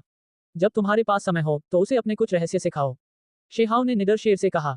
क्यों? निडर शेर क्रोधित हो गया। तुम्हारा यह पारिवारिक भाई पहले भी मेरी सवारी रह चुका है, लेकिन बाद में मेरा भाई बन गया। अगर तुम इसे कुछ गुर सिखाओ तो मुझे विश्वास है कि वह तुम्हें आजाद होने के कुछ तरीके बताएगा। शेहाओ ने उसे धोखा दिया। इसके प्रभाव बहुत स्पष्ट थे। बाद में निडर शेर और नौसिर वाला शेर एक दूसरे के बहुत करीब आ गए। इसके तुरंत बाद एक और समूह उनसे मिलने आया। वे निचले लोगों के स्वर्ग सुधार मंडप से आए थे। इस बार किंग फेंग भी उनका स्वागत करने आया था। हेवन मैंडिंग पवेलियन की ओर बढ़ते हुए वे सभी बहुत ही भावुक थे। आखिरकार वे सभी वहां एक साथ साधना कर चुके थे, वे सभी हेवन मैंडिंग पवेलियन के शिष्य थे। बेशक ये स्वर्ग सुधार संप्रदाय से अलग था। भले ही शेहाओ ने पहले भी स्वर्ग सुधार मंडप में साधना की थी, लेकिन उसने केवल भूत दादा को ही स्वीकार किया था, स्वर्ग सुधार संप्रदाय को नहीं। निचले लोगों के स्वर्ग सुधार मंडप की स्थापना भूत दादा द्वारा निचले लोगों में की गई थी, जब उन्हें उच्च लोगों के स्वर्ग सुधार संप्रदाय द्वारा निष्कासित कर दिया गया था। उस समय बहुत सी चीजें घटित हुई। शेहाओ को बहुत भावनाएं हुई, उसने अंदर ही अंदर आहें भरी। वह जाकर फिर से देखना चाहता था। संरक्षक आत्मा, वह लौकी की बेल, क्या वह फिर से उग आई है? क्या उसका पुनर्जन्म हुआ है? उत्कृष्ट हॉर्न। जब उसने स्वर्ग सुधार मंडप से लोगों को देखा तो शेहाओ ने चांदी के वस्त्र पहने एक व्यक्ति को देखकर जोर से ठहाका लगाया। ये शियाओ तियान था, जो उस समय स्वर्ग सुधार मंडप में शेहाओ के नीचे उसी पीढ़ी का सबसे मजबूत व्यक्ति था। जब उसने ये शब्द सुने तो चांदी के वस्त्र पहने जियाओ तियान के माथे पर काली रेखाएं उभर आईं। आप किसी व्यक्ति को शारीरिक रूप से चोट पहुंचा सकते हैं, लेकिन उसके चेहरे पर हमला मत करो। उस समय शेहाओ की इस व्यक्ति के साथ पहली मुलाकात बहुत नाटकीय थी। वह लगातार उस पर काली ईंट से वार कर रहा था, उसे एक डंडे की तरह इस्तेमाल कर रहा था, जियोतियान के माथे पर चोट के निशान बना रहा था, उसे अंतहीन पीड़ा दे रहा था, और इस तरह से यह उत्कृष्ट सींग प्रकट हुआ। हा, सभी लोग जोर से हंस पड़े। इन लोगों में जो युहाओ, यानशिन, शियाओयू और अन्य लोग शामिल थे, जो सभी हेवन मैंडिंग पवेलियन के पुराने मित्र थे। अब जब वे सभी फिर से मिले तो वे सभी खुश थे। किंग फेंग ने भी उनके साथ प्याले उठाए, जबकि शेहाओ से उच्च लोगों के मामलों के बारे में पूछा गया। हल्की आह भरने के बाद उसने उन्हें कुछ बातें बताईं। ऐसी कई चीजें थीं जिनके बारे में वह बहुत विस्तार से बात नहीं कर सकते थे, क्योंकि वे बहुत ही भयावह, विविधतापूर्ण और अकल्पनीय थीं। सभी ने शेहाओ की साधना को स्वर्गीय देवता क्षेत्र में होने की गलतफहमी में समझा, लेकिन ऐसा होने के बावजूद इसने सभी को चौंका दिया। केवल 10 वर्षों में ये साधना गति कितनी स्वर्ग विरोधी थी। शेहाओ ने कड़वाहट से मुस्कुराते हुए कहा। उसके बचपन के साथी एक दिन दूर हो जाएंगे। वह जानता था कि जब वह फिर से चला जाएगा तो शायद इन करीबी दोस्तों के लिए फिर से इकट्ठा होना मुश्किल होगा, क्योंकि उसका रास्ता बहुत दूर, कठिन और खतरनाक था, यहाँ तक कि और भी अकेला। अभी वह उन अमर डोमेन की प्राचीन विरासतों से लगभग ईर्ष्या करने लगा था। जब वे युवा बड़े होंगे तो उनके बचपन के साथी अभी भी उनके साथ आगे बढ़ रहे होंगे। वह हल्की सी आह भरकर थोड़ा निराश और हताश हो गया। हालांकि शेहाओ ने भी खुद को रोक लिया। इस बार वापस आने के बाद उन सभी को फिर से देख पाना ही काफी था। भले ही भविष्य में फिर से मिलना मुश्किल हो, उनके रास्ते पहले से ही इतने दूर हैं। ऐसी भावनाओं और हंसी को साझा करने में सक्षम होना, ऐसी खूबसूरत यादें साझा करना पहले से ही काफी था। अंत में उन्होंने सभी को विदा किया और बाद में एक एक करके उनसे मिलने के लिए सहमत हुए। वास्तव में अगले दिन शेहाओ स्वर्ग मैंडिंग पवेलियन में पहुंचे। ये खंडहरों पर फिर से बनाया गया एक घर था, जो उनकी पिछली यादों को समेटे हुए था। अतीत की उस लड़ाई में हेवन मैंडिंग पवेलियन में बहुत से लोग मारे गए थे। अंत में युवाओं का एक समूह एक साथ आगे बढ़ा और इस मातृभूमि का पुनर्निर्माण किया। इस जगह पर शेहाओ की मुलाकात एक और परिचित व्यक्ति से हुई, जिया यूयू। उसकी प्रतिभा जियाओ तियान जैसी थी, ताकत बहुत ज्यादा थी। इस महिला ने पहले भी शेहाओ पर गहरी छाप छोड़ी थी। ऐसा इसलिए था क्योंकि जब शिहाओ ने स्टोन विलेज छोड़ा और विशाल जंगल में प्रवेश किया तो ये पहला बाहरी व्यक्ति था जिससे उसकी मुलाकात हुई। उस समय जिया यूयू स्टोन कंट्री के सीमावर्ती जंगल में थी और आदिम पहाड़ी जंगल में उसकी मुलाकात 7 वर्षीय शेहाओ से हुई। नमस्कार वरिष्ठ बहन जिया, शेहाओ ने इस परिचित भूमि में पुकारा। उसके विचार तुरंत अतीत में लौट गए। स्वर्ग सुधार मंडप में अभी भी कुछ बुजुर्ग थे, लेकिन उनकी संख्या कम हो गई, केवल कुछ ही बचे। शेहाओ ने गंभीरता से उनमें से हर एक को अपना सम्मान दिया। इस जगह पर बहुत सारी भावनाएं महसूस की। किंगफेंग की आंखों में और भी ज्यादा आंसू आ गए। वह बहुत दुखी महसूस कर रहा था, लगभग रोने लगा। उस समय जब स्वर्ग सुधार संप्रदाय नष्ट हो गया था तो शिष्यों के अस्तित्व को सुनिश्चित करने के लिए बहुत से बुजुर्गों ने अपनी जान दे दी थी। ऐसे कई वरिष्ठ भाई बहन थे जो पीछे से छोटे बच्चों को भागने देने के लिए युद्ध में मारे गए और बहुत जल्दी मर गए। वरिष्ठ म्यूयान, मैं आपसे मिलने आया हूँ। शेहाओ ने कब्र के सामने अपना सम्मान व्यक्त किया। उसकी आंखें दुख रही थीं। यह एक बुजुर्ग व्यक्ति था जिसका वह बहुत सम्मान करता था। उस समय उसने उसे बिजली दाव दिव्य क्षमता सिखाई थी जिसे उसका गुरु माना जा सकता था। अंत में वह अराजकता में मर गया। विदा होने से पहले शेहाओ स्वर्ग में एक बेल को देखने गया। उसकी आंखें चमक रही थी उसे घूरते हुए। यह एक बीज था जो पिछले संरक्षक आत्मा द्वारा छोड़ा गया था, जिसे बाद में किसी ने पाया। अब यह तेजी से बड़ा और नमी से भरा हुआ दिव्य बहुरंगी प्रकाश उमड़ रहा था, स्पष्ट रूप से बेहद मजबूत हो गया। हालांकि इसके तुरंत बाद शेहाओ उदास हो गया। इस बेल को अपना अतीत याद नहीं था। भले ही इसका पुनर्जन्म हुआ था, लेकिन ये पहले से ही बाकी सब कुछ भूल चुकी थी। केवल एक नई दिव्य बेल थी। जब तक उम्मीद है तब तक सब ठीक है। कोमल अंकुर हरे और जोरदार हैं, जीवन के सार से भरे हुए हैं। शेहाओ दूर जाते हुए अपने साथ उम्मीद लेकर चला गया। उसकी भावनाएं जटिल थीं। यहाँ आकर सब कुछ देखना उसके लिए विदाई लेने जैसा था। वह अतीत में हुई घटनाओं और साथ ही बीते समय को श्रद्धांजलि दे रहा था, क्योंकि वह जानता था कि शायद वह वापस नहीं आ पाएगा। जिन स्थानों पर वह पहले जा चुके थे, यह शायद उनसे शीघ्र विदाई थी। एक बार जब वह अपने हृदय के मार्ग पर कदम रख देता है तो यह एक शाश्वत बिछोह हो सकता है, जिससे पीछे मुड़ना उसके लिए हमेशा के लिए असंभव हो जाता है। जाने के बाद शेहाओ ने किंगफेंग को अपने साथ नहीं रखा और सुनहरे शेर को भगाना तो दूर की बात थी। वह अकेले ही इधर उधर भटकता रहा, चुपचाप बिना कुछ बोले सीधे उत्तरी सागर की ओर बढ़ गया। विशाल समुद्र रात की तरह काला काला सा उमड़ रहा था। शेहाओ ने आगे की ओर देखा। वह निचले लोकों में लौट आया, इसलिए उसे वहां जाना पड़ा। उसे इस जगह की पूरी तरह से जांच करनी थी। कुनपेंग नेस्ट। अध्याय 1763। कुनपेंग घोंसले में वापस। उत्तरी समुद्र में लहरें उठ रही थीं। पानी गहरा नीला नहीं था, बल्कि स्याही जैसा काला था। उत्तरी सागर की यही खासियत थी। समुद्र विशाल और असीम था, चारों तरफ काला। शेहाओ लहरों पर चलता हुआ समुद्र के रास्ते से समुद्र में चला गया। उसे कई बातें याद आई, कैसे वह पहले युनशी और अन्य लोगों के साथ निकला था और फिर महासागर कबीलों से लड़ा था और यहाँ पहली बार चुड़ैल से मिला था। उनके पिछले प्रतिद्वंद्वी, जिनमें से कुछ अब हमेशा के लिए समुद्र में डूब गए हैं तथा कुछ उच्चतर लोक की ओर बढ़ रहे हैं। महासागर देवता के वंशज मोशांग और ज्वाला मछली कबीले हानत्यान, ये समुद्र के 2 सबसे मजबूत युवा थे। उसने पहले भी उनके साथ जमकर लड़ाई की थी। मुझे आश्चर्य है कि अब वे लोग कैसे होंगे। शेहाओ ने अपना सिर हिलाया। उसने बड़ी भावनाओं के साथ आह भरी। कुछ विरोधी और कुछ परिचित थे जिनसे समय बीतने के साथ फिर से मिलना मुश्किल होगा। कुनपेंग नेस्ट में प्रवेश करना आसान नहीं था। उस समय वह बहुत सारे खतरों और कठिनाइयों का सामना करने के बाद ही यहाँ पहुंचा था। ऐसा इसलिए था क्योंकि कुनपेंग घोंसला सामान्य रूप से दिखाई नहीं देता था। यह उत्तरी सागर की गहराई में छिपा हुआ था। अधिक सटीक रूप से कहें तो यह एक अजीब छोटी दुनिया के भीतर छिपा हुआ था। शीहाओ की साधना अब पूरी तरह से अलग स्तर पर थी, यहाँ तक कि खुद को सर्वोच्च स्तर पर नंबर 1 कहना भी कोई अतिशयोक्ति नहीं थी। यही कारण था कि उसे किसी भी तरह की बाधा नहीं आई। इसके अलावा उत्तरी सागर में कई दिनों तक घूमने के बाद उसे कुछ सुराग मिले। वह बलपूर्वक शून्य को तोड़कर एक रहस्यमय महासागर क्षेत्र में प्रवेश कर गया। कंकाल और प्राचीन जहाज भूतों की तरह प्रकट होते और गायब होते हुए इधर उधर घूमते रहते थे। ये तो बस कुछ अनियमित दृश्य थे जो उसने रास्ते में देखे। वहां प्राचीन काल से छोड़े गए भूतिया जहाज थे, साथ ही संरचनाओं द्वारा बनाए गए भ्रम थे, साथ ही वीर आत्माएं भी थी जो अभी तक गुजरी नहीं है। शेहाओ ने इन बातों पर कोई ध्यान नहीं दिया। उसके स्तर पर ऐसी कोई भी अचानक उपस्थिति उसे परेशान नहीं कर सकती थी। रास्ते में उसे कोई कागज की नाव नहीं दिखी। वहां हड्डियों से बनी नावें अधिक थीं, परिवर्तन ज्यादा नहीं थे। उस समय खून से लथपथ कागज की नाव पर कुछ शब्द लिखे थे जिन्हें शीहाओ के लिए भूलना मुश्किल था। मैं ही बचा हूँ। वे सुंदर शब्द एक महिला के हाथों से लिखे गए थे, जिनमें निराशा और हताशा के साथ साथ एक प्रकार का अकेलापन भी था, जो दिल को दहला देता था, भावनाओं से भर देता था। शीहाओ ने इनमें से एक भी कागज की नाव नहीं देखी। वह बीच बीच में रुकता, एक महासागर क्षेत्र से दूसरे महासागर क्षेत्र में यात्रा करता। वह काले समुद्र से गुजरा और भी ज्यादा सुनहरे समुद्र में प्रवेश किया। ये परिवर्तन स्वाभाविक रूप से उस छोटी दुनिया के कारण हुए जिसमें वह प्रवेश कर गया था। अंत में शेहाओ कुनपेंग नेस्ट के पास पहुंचा। दूसरों के लिए इसे ढूंढना बहुत कठिन, लगभग असंभव था, लेकिन उन्होंने इसे ढूंढ लिया। कुनपेंग नेस्ट, इसे इस युग में छुपाया जाना चाहिए था, दुनिया में प्रकट नहीं होना चाहिए था। फिर भी अब वह वास्तव में आ गया। समुद्र में एक विशाल पत्थर की चट्टान उभरी हुई थी। उस चट्टान पर एक विशाल कुनपेंग घोंसला था जो अराजक ऊर्जा के रेशे छोड़ता था। यही उसका उद्देश्य था। कई सालों के बाद शेहाओ वापस लौटा। मैं वापस आ गया हूँ। शेहाओ ने हल्की आह भरी। वह चट्टान पर छलांग लगाकर चला गया। इसे समुद्री द्वीप भी माना जा सकता है। कुनपेंग घोंसला एक पक्षी के घोंसले जैसा दिखता था, लेकिन ये बहुत विशाल था। ये वास्तव में शानदार 10 शातिर लोगों में से एक का निवास था। वह नदी कहाँ थी? शेहाओ ने इधर उधर देखा। कुनपेंग नेस्ट के आगे एक नदी थी, एक द्वार, भीतर से बहता हुआ आध्यात्मिक तरल, भीतर से बहता हुआ खून से लथपथ एक काली कागज की नाव। हालांकि यह रास्ता सूखने वाला था, फिर भी यह एक रहस्यमय रास्ता था। शेहाओ ने खुशी के भाव प्रकट किए। उसी समय उसका मन थोड़ा स्तब्ध हो गया। क्या वह वापस अंदर जाने वाला था? उस समय अंदर जाने के लिए कोई द्वार नहीं था। कुछ देर तक घूरने के बाद शेहाओ ने अपना ध्यान कुनपेंग नेस्ट पर केंद्रित किया। मैं वापस आ गया हूँ। शेहाओ ने हल्की आह भरी। उसके लिए इस जगह का महत्व बहुत ज्यादा था। अतीत में ये वास्तव में इसलिए था क्योंकि उसने इस जगह से कुनपेंग कीमती तकनीक प्राप्त की थी, जिससे वह एक कदम आगे बढ़ने में सक्षम था। निचले क्षेत्र, भले ही कोई यह न कहे कि यह उस समय था जब सभी विधियां खो गई थी, ये बहुत दूर नहीं था। कुनपेंग कीमती तकनीक को खोजने में सक्षम होना निश्चित रूप से महान प्राकृतिक भाग्य था। अतीत में ये समुद्री क्षेत्र युद्धों से तबाह हो चुका था। यहाँ हर तरह के जीव थे, कुछ जमीन से और कुछ समुद्र से भी। सभी इस क्षेत्र में तबाही मचा रहे थे। सब कुछ ऐसा था मानो कल ही हुआ हो। कुनपेंग, आह, ये यही दफन है, शेहाओ ने खुद से कहा। फिर वह अचानक हिल गया। तब उसने कुनपेंग की लाश नहीं देखी थी। सभी ने कहा कि वह मर गई थी, लेकिन क्या ये सच था? फिर उसने कुनपेंग द्वारा छोड़े गए सूखे खून के तालाब को देखा, जिसमें पंख और बर्बाद खून दिखाई दे रहा था। यहीं से उसे विरासत मिली थी। अभी भी घोंसला अभी भी बाहरी लोगों की खेती को दबाता है। कोई भी प्रवेश करे, हमेशा एक निश्चित मात्रा में प्रभाव रहेगा, शेहाओ ने खुद से कहा।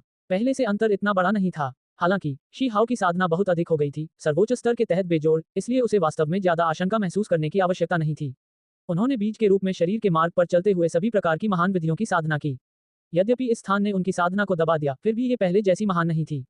दुर्भाग्यवश एक पीढ़ी के सबसे शक्तिशाली व्यक्तियों में से एक, प्रख्यात दुष्ट टेन कुनपेंग, वास्तव में निचले लोकों में गिर गए तथा अपने निशान यहीं छोड़ गए। शेहाओ की आकृति झिलमिलाती हुई कुनपेंग नेस्ट में प्रवेश कर रही थी। उसने बलपूर्वक प्रवेश द्वार खोला और अंदर घुस गया। ये छोटी सी दुनिया बहुत विशाल थी और बहुत विशाल भी।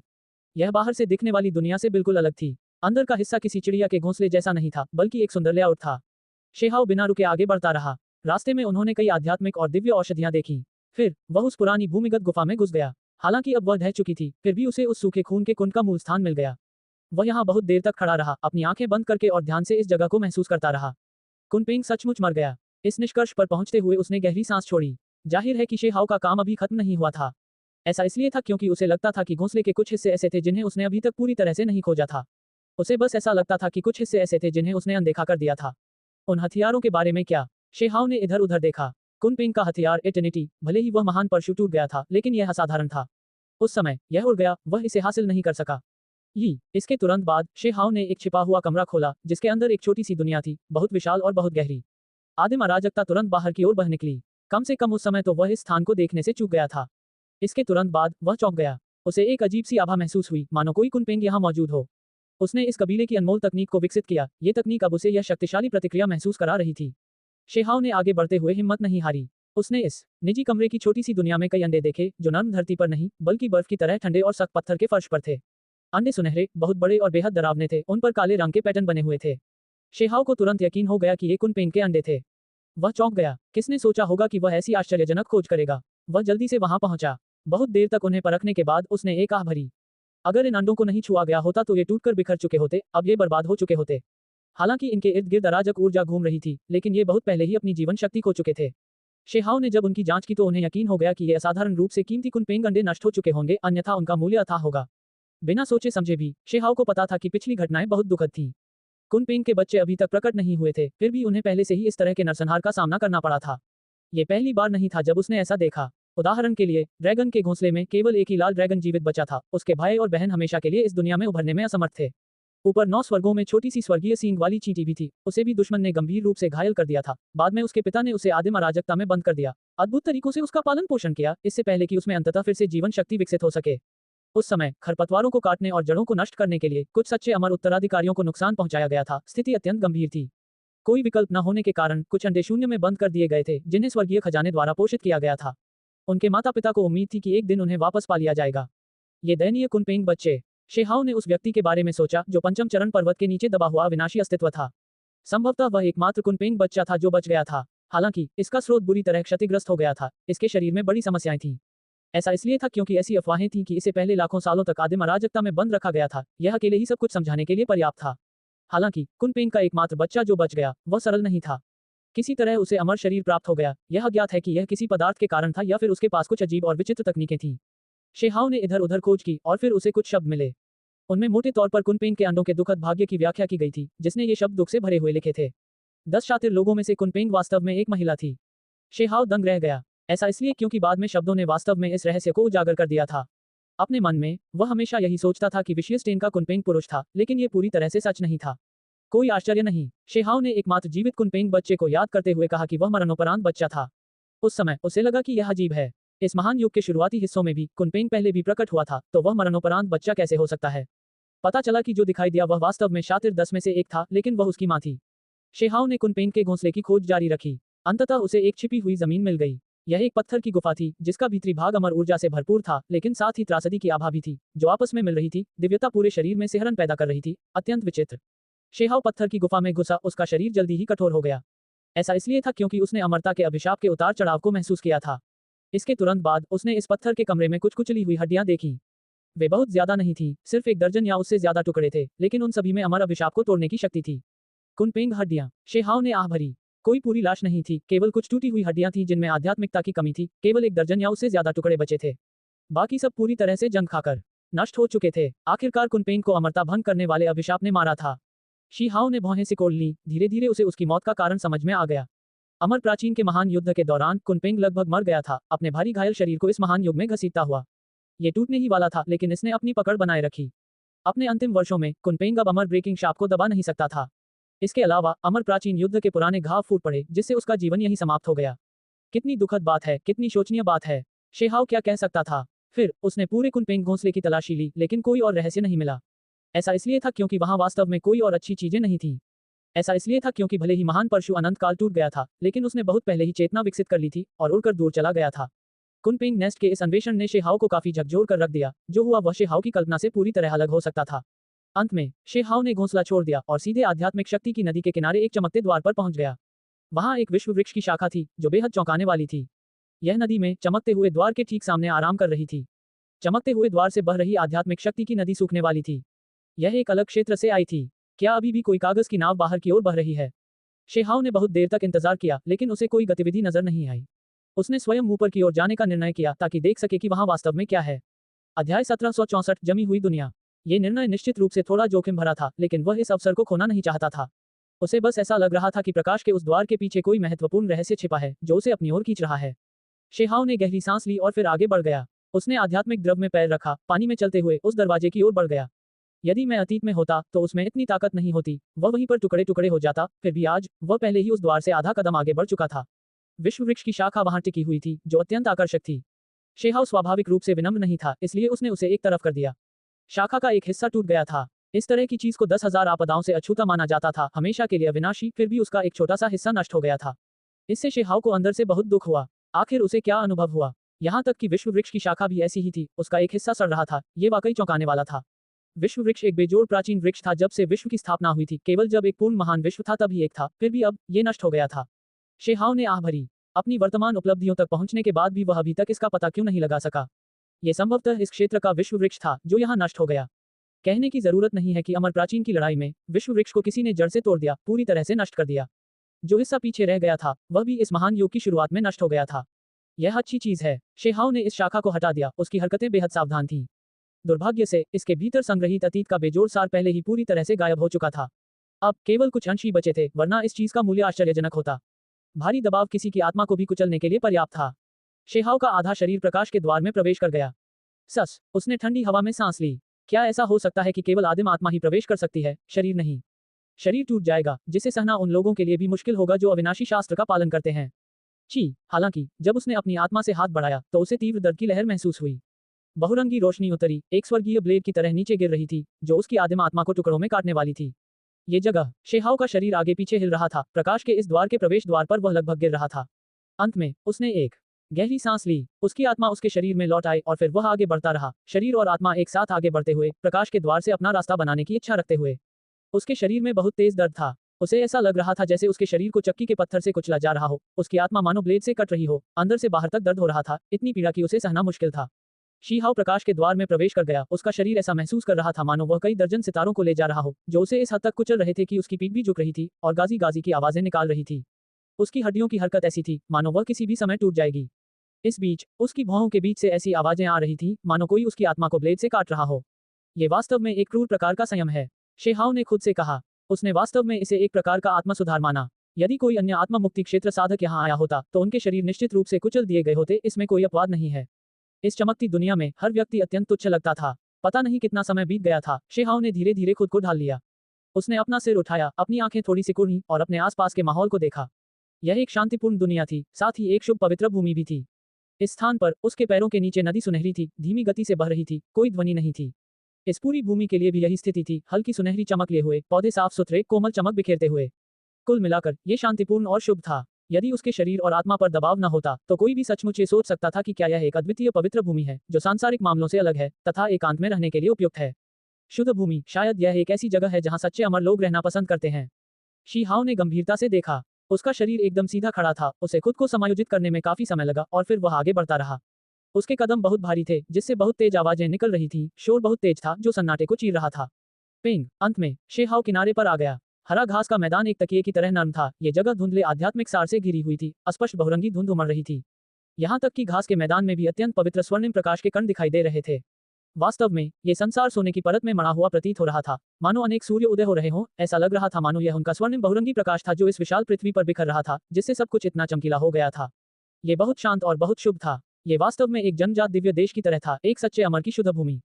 कोई शोरगुल नहीं था, कोई प्राणघातक गड़बड़ी नहीं थी, शांतिपूर्ण और शांत था। शेहाव का शरीर तना हुआ था और वह इस अमूर्त दबाव का प्रतिरोध करने के लिए हर संभव प्रयास कर रहा था, और फिर आगे बढ़ता रहा, इस रहस्यमय भूमि की अंतरतम गहराइयों में जा रहा था। वह घास के मैदान पर चलते हुए नदी के किनारे किनारे चला, क्योंकि उस समय खून से सनी कागज की नावें ठीक किसी नदी के किनारे बहती थीं। ऐसा लग रहा था कि दुनिया को अनियंत्रित छोड़ दिया गया है। शेहाव अकेले ही इस स्वर्ग और पृथ्वी की सीमाओं में चला गया, खोज और अन्वेषण करते हुए, उस अनंत अज्ञात स्थान में प्रवेश करने की इच्छा रखते हुए।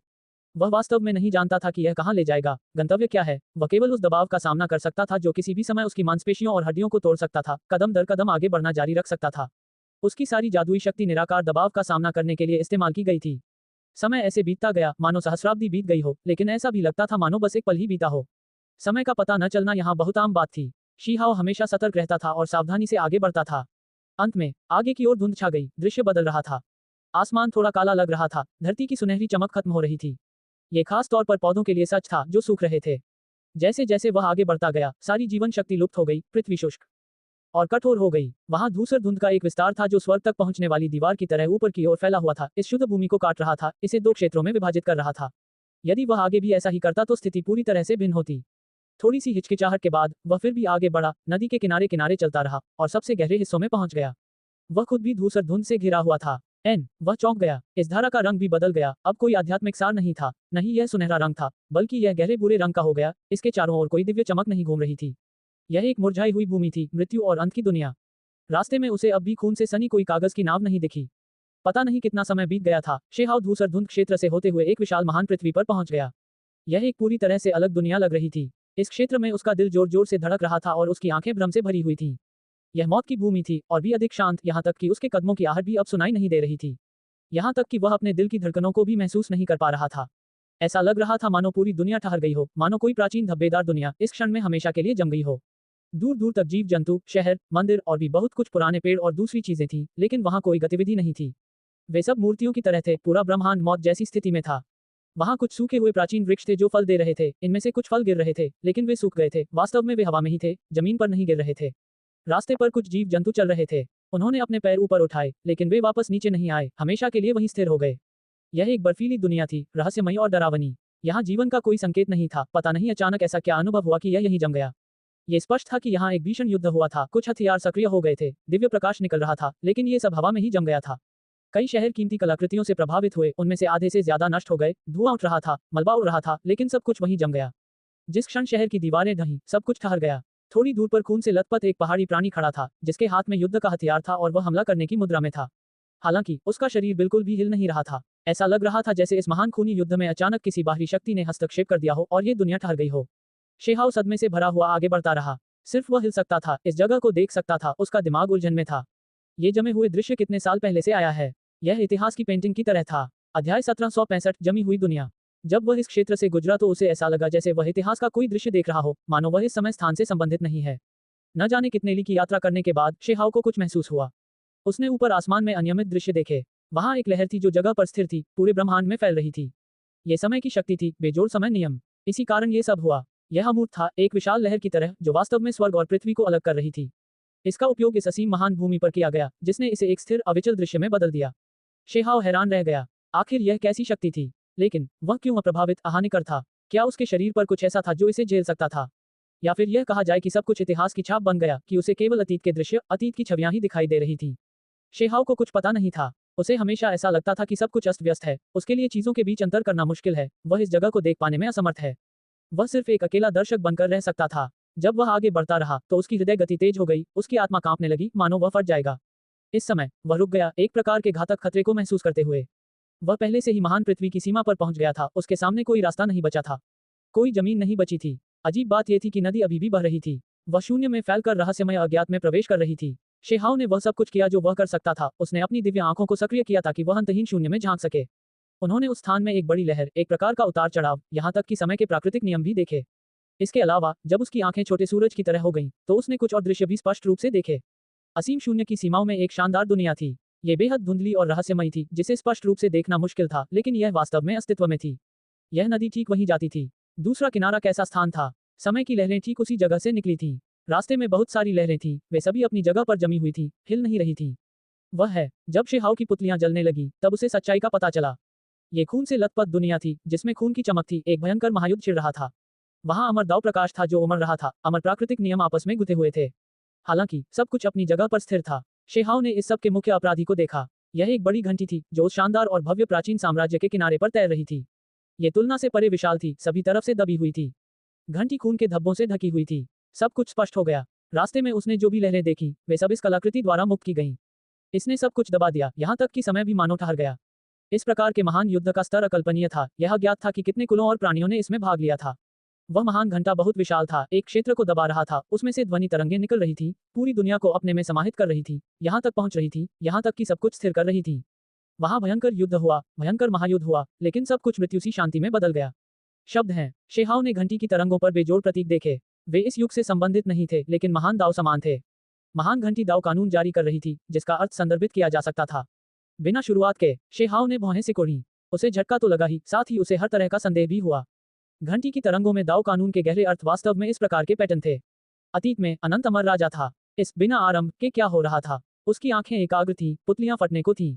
वह उस क्षेत्र को देखना और समझना चाहता था, लेकिन वह बहुत दूर था, मानो वह इस युग का नहीं था, उसे समझना असंभव था। उसकी आंखें नदी के साथ साथ बह रही थीं। ऐसा लग रहा था जैसे उसने नदी के किनारे एक सफेद कपड़े पहने व्यक्ति को देखा हो, जो नदी के किनारे अकेला बैठा हो, बर्फ जैसे सफेद कपड़े लहरा रहे हों। हालांकि पलक झपकते ही सब कुछ गायब हो गया। शेहाव ने अपना सिर जोर से हिलाया। उसकी आंखों के कोनों से खून बह रहा था। वह पहले से ही खुद को मजबूर कर रहा था, खुद को रोक नहीं पा रहा था, जो उसके सामने था उसे देख पाने में असमर्थ था। वह आगे बढ़ना चाहता था, नदी के किनारे किनारे चलना चाहता था, लेकिन उसका शरीर अब और नहीं चल सकता था। उसे लग रहा था कि अगर वह आगे बढ़ता रहा तो वह खुद ही गायब हो जाएगा, नष्ट हो जाएगा। वहां क्या हुआ, वहां क्या है? शेहाव ने अपनी आंखों से खून पोंछते हुए पूछा। वह सोचने लगा कि क्या जो कुछ उसने देखा वह सब वास्तविक था। क्या ये उत्कीर्णन थे या वास्तविक दृश्य थे? यहाँ बहुत देर तक खड़े रहने के बाद शेहाव को लगा कि अब वह और नहीं रुक सकता। उसके पास वापस लौटने के अलावा कोई विकल्प नहीं था। वह वापस उसी रास्ते पर चल पड़ा। रास्ता कठिन था, उसके शरीर की हड्डियां लगातार आवाजें निकाल रही थीं, सचमुच इतनी कुचल गई थी कि लगभग फटने वाली थी। अविनाशी शास्त्र के समर्थन के बाद भी यही स्थिति थी। अंततः शेहाव प्रकाश के द्वार को छोड़कर बाहर आया और उस दुनिया में लौट गया जिससे वह परिचित था। एक जोरदार धमाके के साथ वह नदी के किनारे गिर पड़ा, सांस लेने के लिए हौंफने लगा। आखिरकार वह उस जगह से बाहर निकलने में कामयाब हो गया। उस जगह ने उसकी सारी सहनशक्ति को पूरी तरह खत्म कर दिया, उसकी जादुई शक्ति भी लगभग खत्म हो गई। बहुत देर आराम करने के बाद ही शेहाव वापस बैठा। उसने दरवाजे की तरफ देखा, ये बहुत ही दयनीय था। अभी भी उसकी ताकत इतनी नहीं थी कि वह आगे बढ़ सके। नदी बहुत लंबी है, इसका स्रोत बहुत अजीब है, शेहाव ने खुद से कहा। उसे एक तरह की डरावनी भावना महसूस हुई। मुझे सलाह लेने के लिए कहाँ जाना चाहिए? उसने भौहें सिकोड़ी। निचले लोकों में ऐसे बहुत कम लोग थे जिनसे वह सलाह ले सकता था। प्रतिबंधित क्षेत्र का स्वामी, अगर वह वहां गया तो उसे निश्चित रूप से बहुत कष्ट सहना पड़ेगा, बहुत बड़ी यातना सहनी पड़ेगी। बेशक उसे अंत में वहां जाना ही था, लेकिन शेहाव के पास यातना सहने की कोई तत्काल योजना नहीं थी, क्योंकि उसे वहां से लौटे हुए ज्यादा समय नहीं हुआ था।